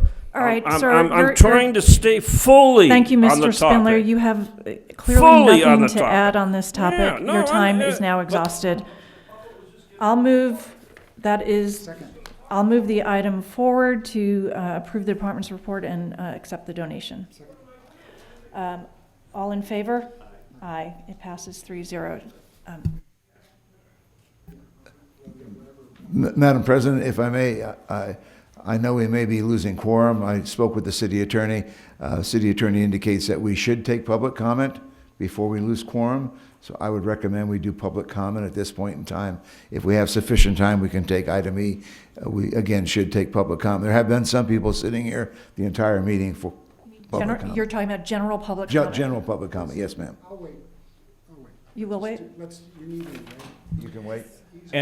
And we will, Commissioners, we can pull item E relative to that horse donation. We just will ensure that those donations are not utilized prior to the acceptance. Well, it would be beneficial if we could actually get through the agenda, but on the advice of the city attorney, we'll see how long public comment can take. And what I'd like the Secretary of the Commission to do is to provide first the public comment cards of individuals who've not yet had a chance to speak today first. On general public comment. Okay. I'm going through them. If you are able to do that, ma'am. Yes. Carla Ortiz. Not here. Okay. And everybody else has spoken. So this is on public comment, correct? General public comment? Yeah. Okay. Mr. Tiefan, could you go inquire, please? Okay.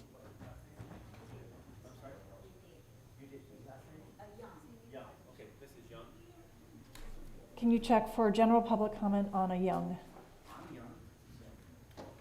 Last name Young. Okay. I don't see one, but I will. It might have been Okay. inadvertently put on a Okay. different item. She can Ms. speak Young, then. if you put in a Go card. ahead, I'll put a card in for you. Very well. Ma'am, why don't you take the podium? That's not here.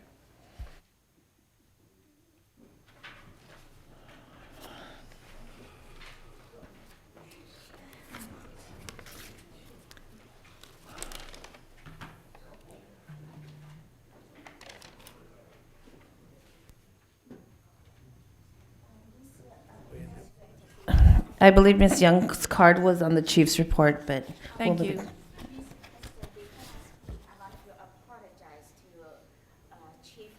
Please take we need to hear you through the microphone, ma'am, and the clock will start.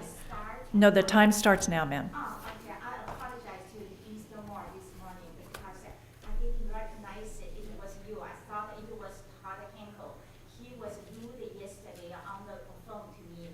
We don't think your subordinate should talk to people in that crazy way. And anyway, we came here originally, Mr. President, for the fraudulent stolen vehicle report. We lost the 90,000 Mercedes SUV new process, and that is not all. And we discovered recently that when Venice Police Station took the report improperly, and after the report was made, someone did it into the system, changed the narrative of the report. The person who made the report, his signature was gone. We just discovered this information recently. Another thing, the people here are concerned about Mr. Moore's traveling. And the second investigation, today I have to talk about the commercial crime, the auto safety issue, because the second investigation was ordered by DA office with 12 detectives involved, but the report came out. They made black totally into white. I have a package, Mr. President. Today I would like to give you the package for you to read.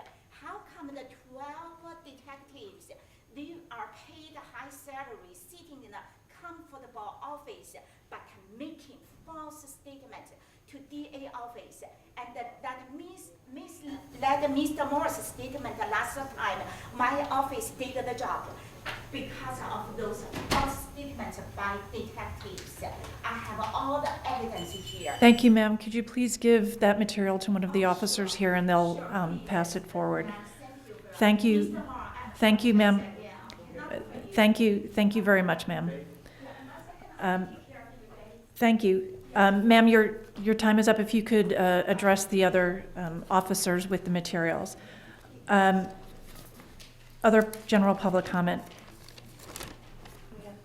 We have 8 cards. We have Yvonne Michelle Autry, Mr. Herman, Jeffrey Delshad.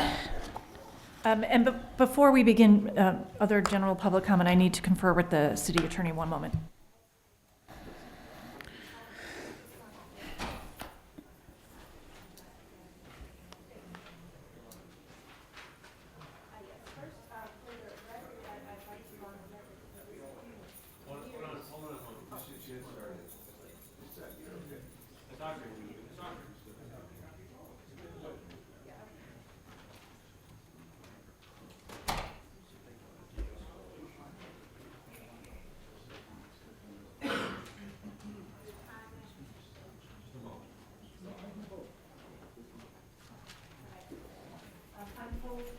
Ms. Autry, if you don't mind, give me one moment, please. I'm told by the city attorney that we can proceed and because we have some additional time, I'm told, before we lose a quorum, that we can try and get through the donations. Ms. Autry, since you are up there, I see you have a card in on item E. If you don't mind, would you address that item instead of general public comment? Item E on the donation, ma'am. You will.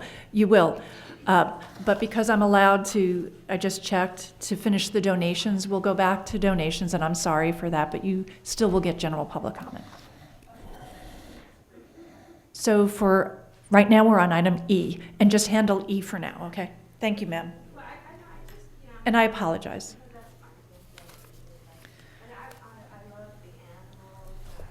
To PETA, I give to the ASPCA, I give to SPCA, I give to the Sierra Club, Humane Society, especially, those that are removing the animals from the laboratories that are performing vivisection. It's just so evil.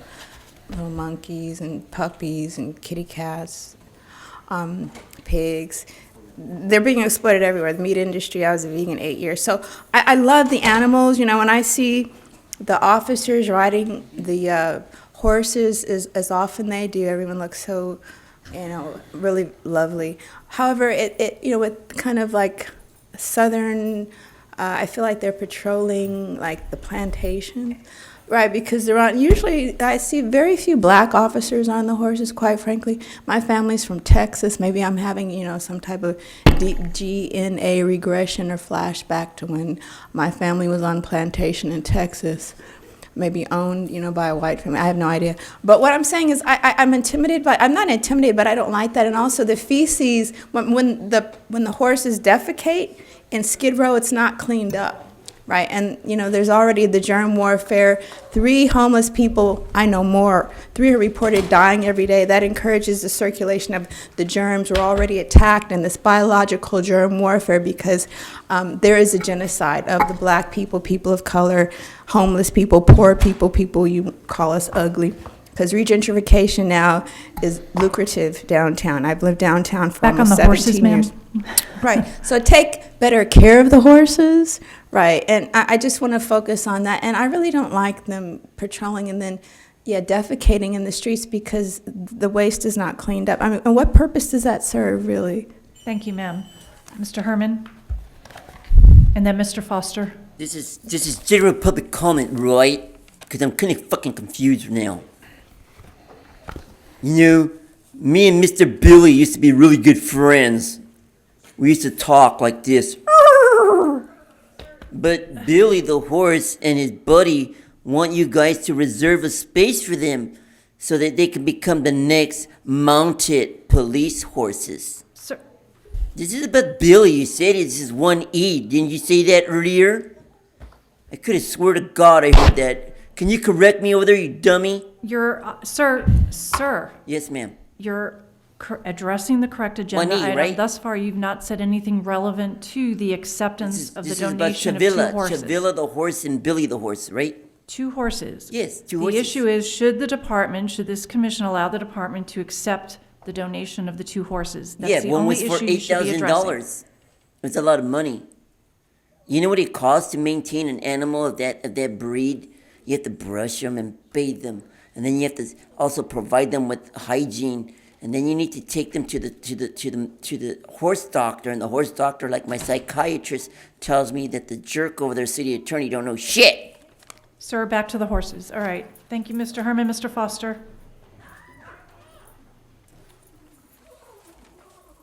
Then Mr. Schmidt. Hi, Jonathan Foster. It does seem like the LAPD is giving itself 2 horses. Is that what I see? It's coming from the LAPD and it's giving itself 2 horses. I approve. Thank you, sir. Yeah. I'm sorry. Yeah, I was upset though in New Mexico when the Trumpetchoff was running. There were 2 horses that got harmed. Sorry, you need to focus on whether the department And I'm should accept hoping, this. and I'm hoping that these 2 horses don't ever get harmed. And the New Mexico Police Department was never reimbursed for the 2 horses that were put down. I would hope that if horses were harmed by a protest group here in Los Angeles, if Billy or Chavalito were harmed because of a protest and had to be put down, I would hope that we would hold the people accountable, because they did not in New Mexico. They haven't held those people accountable. These horses, they it seems nice, and they come out there. They're going to try to address, the public service of the police department riding on horses. That's cool. But if one dies, miss, I hope you get the people that kill the horse. Thank you, sir. Mr. Schmidt, are you next, Mr. Korschmidt? Yeah.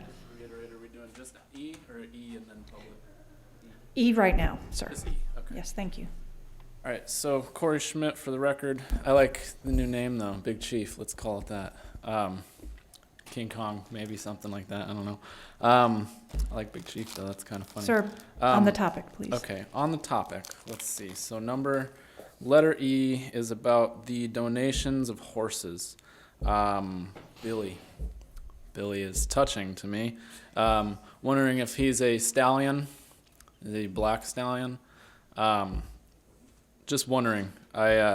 was curious, do you treat them the same as racing horses? You know, if they get hurt or anything? Sir, the issue before us right now is whether we To accept accept them? the donation of these two horses. Well, I like the other guy. I don't know that I would accept Billy. That's my thoughts. Thank you, sir. Mr. Greenspan and then Mr. Spindler.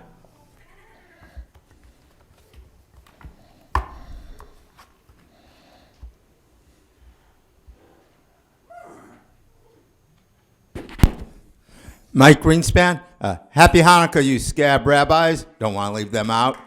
Now it's holiday time and Christmas, so here we go. Here's a nice Christmas gift given from yourself to yourself. What am I talking about? An $8,000 horse named Billy. Excuse me, wife. And Chevalito, $7,500. We're very generous this year at Christmas time under the tree. We're giving ourselves $1,500 worth of horses. And that's the beginning. Mr. Herman talked about the maintenance and upkeep of these horses, things like vet bills, things like food. Incidentals, we'll call them. Just very costly incidentals. But I'm not against it. Sometimes I've seen the old sticker, fight smog, ride a horse. Well, here it is. And you'd always hear old timers talk about the good old days. Well, there was a book out there in the 70s, The Good Old Days That Were Terrible. It described New York with horse transportation, and the streets of New York were full of horse poop. So you've got to remember, if you've got horses, you have to take care of them a lot more than just a car that spews smog out in the air. So take care of these horses, do it well, and I hope that we're nice and generous. I'd sure like a $15,000 gift from the police department, but I guess that's not happening. But have a good, happy Hanukkah, you scab rabbis. Ho, ho, ho, is this quite a nice Christmas gift. Mr. Spindler, from you're yourself next, sir. Thank you, sir. to yourself. Thank you.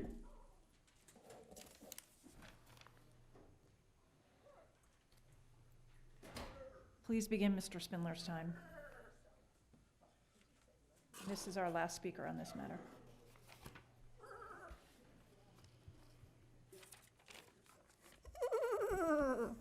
So, yes, you get a jackass, a couple of jackass horses.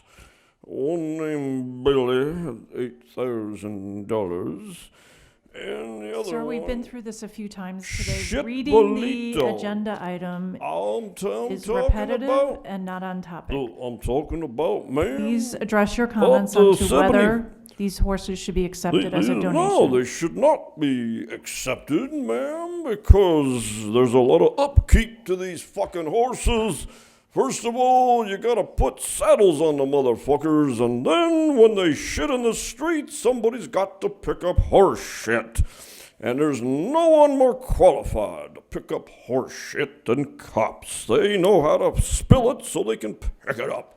Then you have to transport the horses, 'cause you can't take them from Dodger Stadium and ride them down Elysian Park, down to the goddamn First and Temple. No, you gotta get a trailer, and that takes money. And then you gotta get a vehicle to tow the trailer, and you need a dually, and you need $150,000 for that. And then you have to have veterinarian bills. You have to give them shots when they get infections, and then sometimes they get worms, and sometimes they have to be dewormed, and that takes another vet. And then where the fuck are the vets gonna go? Where do you store the horses? You have to have a barn, and a barn requires a farm. So you have to have a farm and a barn to get those horses out, so don't accept them. But if you know where to hose horses, biggest asshole donkey here, Steve. Thank you, sir. That concludes public comment on this item. I move to approve the department's report and accept the donations. All in favor? Aye. It passes 3-0. I'm going to take up item C next because we have 2 speaker cards on that matter, and this is related to the Kawasaki. Questions from commissioners? Seeing none, we'll go to public comment. Mr. Herman and Mr. Spindler. And please begin Mr. Herman's time, please.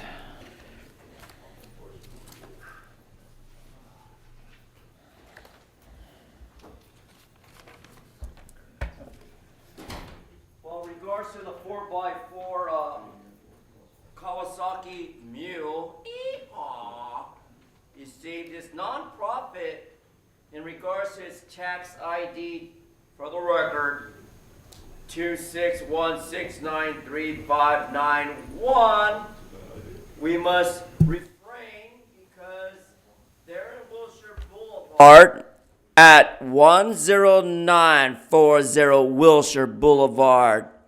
We got LA zip code 90024. Mr. City Attorney, will you please pay attention to the speaker? Ms. Decker don't want you whispering in her ear sweet jingle bells, my bro. Come on, bro. This is about the 4x4 that gets up to 65 miles per terrain. And we got that kind of various donations coming into this accredited LAPD to serve the community with continuous improvement. I know when the reference of the law comes to play, Mr. City Attorney. Drink your water. Yeah, thank you, sir. So going back to the approval of the department's report to accept this donation, I personally, in my opinion, oppose because, again, it's cheaper to have a mule than to have this combustible machine killing our tortoise out in the desert. And you know for a fact, this is just a recreational vehicle, so you can piss it off. Sir, Mr. Spindler? Please begin Mr. Spindler's time.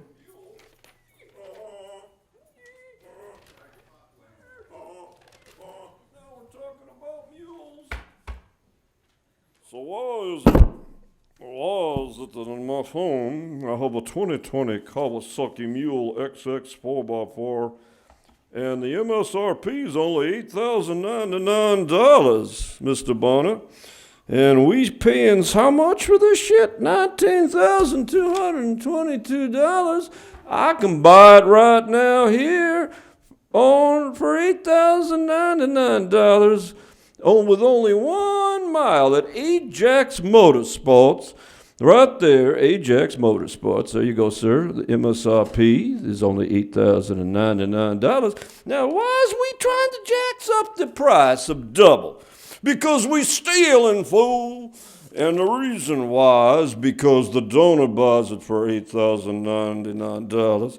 And then he donates it to you and takes a deduction of double $19,222. This is a good deal. As you can see, because I know about all of this shit, sale in Oklahoma City, by the way. As you see now, I have uncovered the truth that you are doubling the price of this donation to commit tax fraud on city property. Congratulations. And there's only one kind of person that does that, and it's a Kawasaki Mule jackass.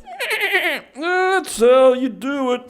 See, I don't see you interrupting me now, tax fraud artist. No, sir, no, not that See, I'm on topic now. See, the blonde cunt don't even want to interrupt me. You're actually not on topic, Mr. Spindler. How come the MSRP, Mr. Bonner? There's the Thank MSRP. you very Go much, to the sir. IRS. Madam President, we do have one late card for this item. I am not accepting late cards today, given the fact that everyone has had multiple times to speak. That concludes public comment on item C. I move to receive the department's report and transmit to the mayor and city council. It's seconded. All in favor? Aye.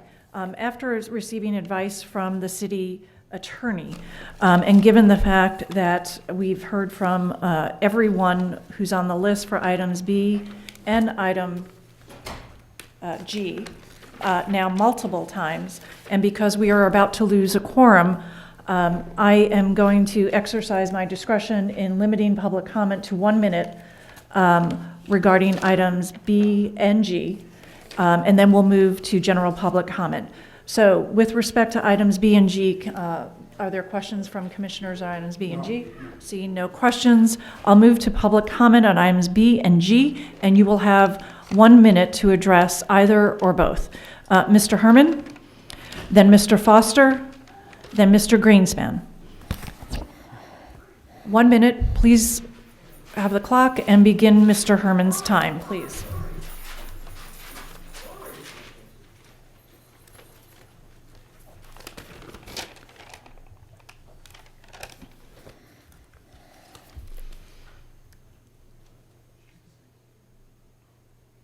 Mr. Foster, you're next, sir.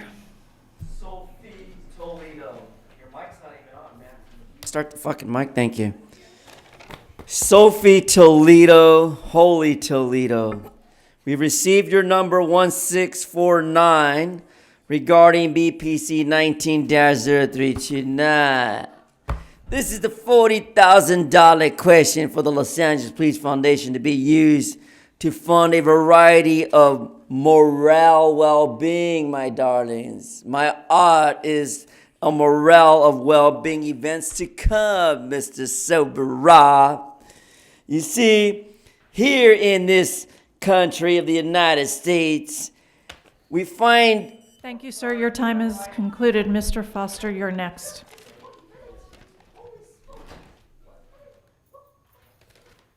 Hi, Jonathan Foster for a minute. I approve the well-being of the police department at different times taking a beating. With the way that the laws are rigged, that the police department has to jump through. You got police officers doing the wrong thing, and then they got compromised lives after that. And the well-being of the department is important. When they go to address somebody who may fly off the handle, you need calm, rational thinking police officers. So if they have well-being, then they can deal with the public a lot better. So I support this. I hate to talk about this, the that taboo word, but the best morale and well-being events, I think, keeps everybody's morale high. I think that's important. Thanks. Thank you, Mr. Foster. Mr. Greenspan on items B and G, sir. Okay. Mike Greenspan, happy Hanukkah, you scab rabbis. Ho, ho, ho, our foundation. Yes, they're Santa Claus now. The Los Angeles Police Foundation giving almost $11,000 for tactical entry tools. Is that a nice word for battering ram? So you can batter someone's door down? After all, it might be an innocent party, but you'll batter their door down anyway. Batter it down and ask questions second. That's the way it seems to be. I sure hope you don't put those things in the hand of that part-time pig, Mitch Englander.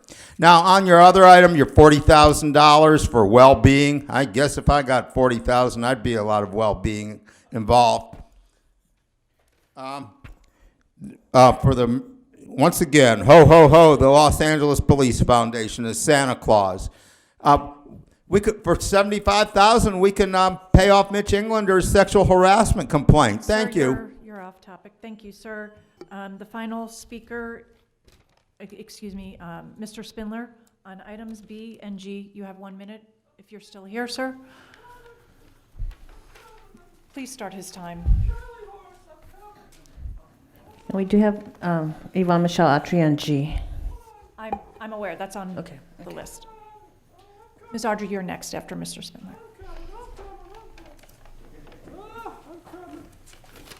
It's okay. I had to run all the way over to the other side of the fucking room. Okay. Let's see. 1B. There's no morale left in the police department. How do you pick up the spirits of cops? There's only one way, Mr. Bonner. You pay them off. And that's why we got $40,000 of payoff money from the Police Foundation to be used any fucking way we deemed appropriate, as long as it's for morale and well-being events. Like strip clubs. Thank you, sir.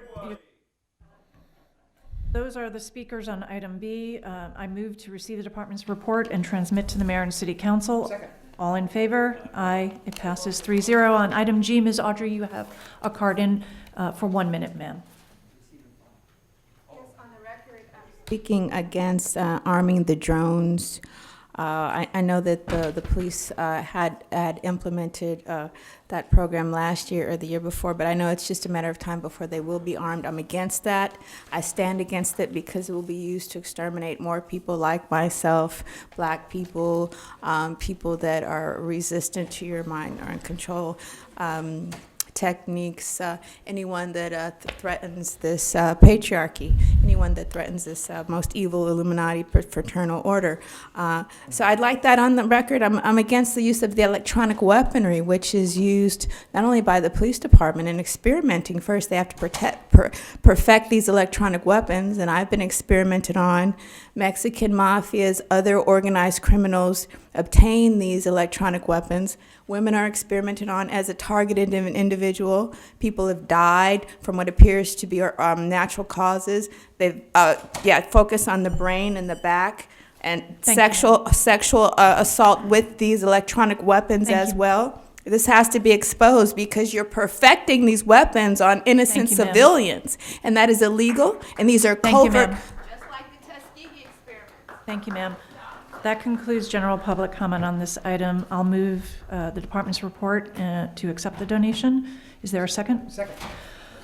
All in favor? Aye. It passes 3-0. We will move now to the general public comment. Because we are short on time, all comment will be limited to 1 minute. Madam Secretary, I took your list earlier for expediency, but I'm not sure which is general public comment. So if you don't mind calling the cards, please. Okay. The first three: Yvonne Michelle Autry, Mr. Herman, Jeffrey Delshad, I'll continue, Jonathan Foster, Corey Schmidt, the Red Chief Hunt, and Mike Greenspan, and Wayne from Encino. Okay, Reggie Defon's no longer here, but Ms. Autry. Okay. Point earlier about the horses, just make sure that they're taken care of. They should be free out in the wild. They shouldn't be on the streets of Skid Row. So, and also what I'd like to say is, again, I'm against the drones, and I'm speaking on behalf of women. The gang stalking has unfortunately gotten worse. Urine on my door. A Latina was seated at a bus stop, and another Latino man put urine on her. A friend of mine, another Latina, unfortunately, black men were putting urine on her tent. A friend of mine, another black woman, was walking at the intersection of Main and 6th, and a Latino man grabbed her breasts. Black woman at the Hayward Manor Apartments, where I used to reside, Latino man was boasting to me about putting urine on her doormat. Again, urine and semen had been put on my door. It's sexual harassment of women, right, to break down women into vulnerable prostitution or just the stalking of women. This is a misogynistic, organized cadre of men that are attacking, raping, kidnapping. Thank you, ma'am. Mr. Herman.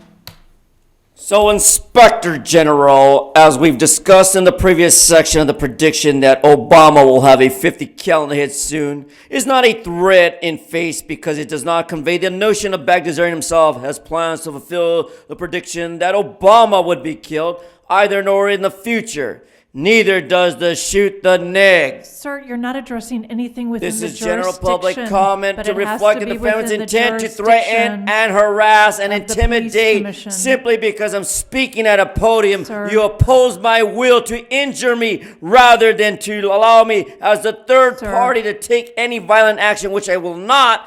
Based on Kenny from the Homeland Security, 213-330-9803. Stop this shit. Stop the harassment. Stop the TRO. Stop the slap. Stop the TMO. And stop your hate speech and interrupting my free speech, bitches. Here you go, Mr. Smith. Thank you. Jeffrey.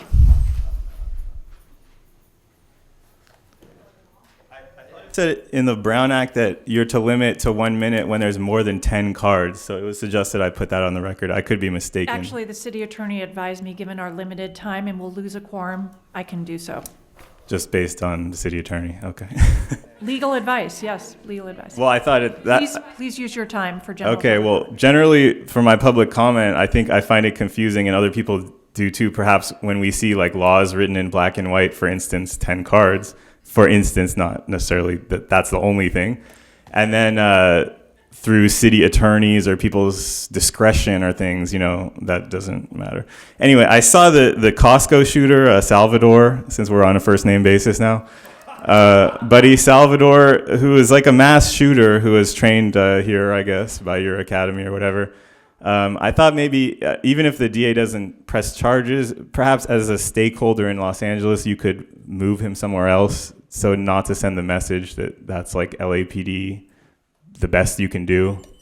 Anyway. Thank you. Mr. Foster, you're next, sir. With not enough time, the LAPD meeting with the clergy is how a person can tell the Constitution is an eminence front. These meetings are how certain religious entities get to tell the police how they want to change policy. They're getting around the Constitution when they're making these policies. They change the words like from the Catholic Church to clergy, and what they're doing is they want to get legitimacy out of the LAPD, don't they?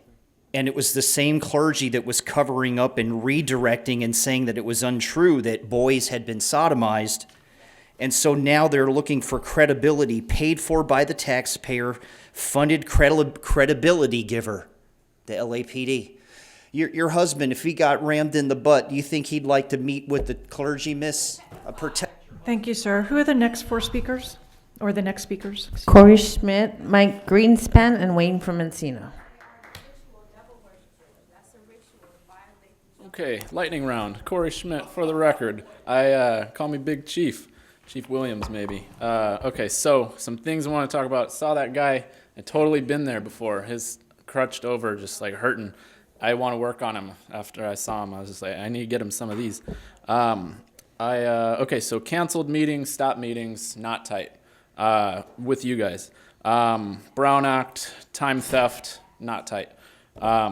Some things I don't like. Item G, or let me get back to that in a second. Item C, let's talk about the 503c nonprofits, not tight. I know what that is. I'll elaborate it on another time. I want to know if you guys ever came to the conclusion of what happened with the fires. I think there was like 2 or 4 of them we've had recently. Something else I want to say. Item G, think about a tactical pepper spray and what it does.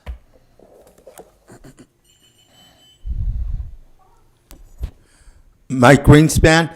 I do want to talk about something that's not on the agenda.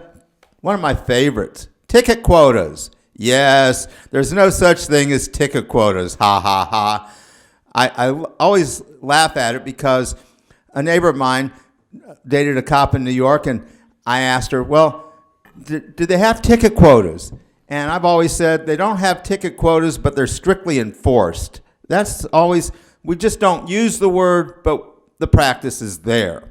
In fact, about a year ago, I was watching the news, and the word slipped out from the police union boss in Atlanta, used the word quotas. Yes, that nasty word that doesn't exist, even though it really does.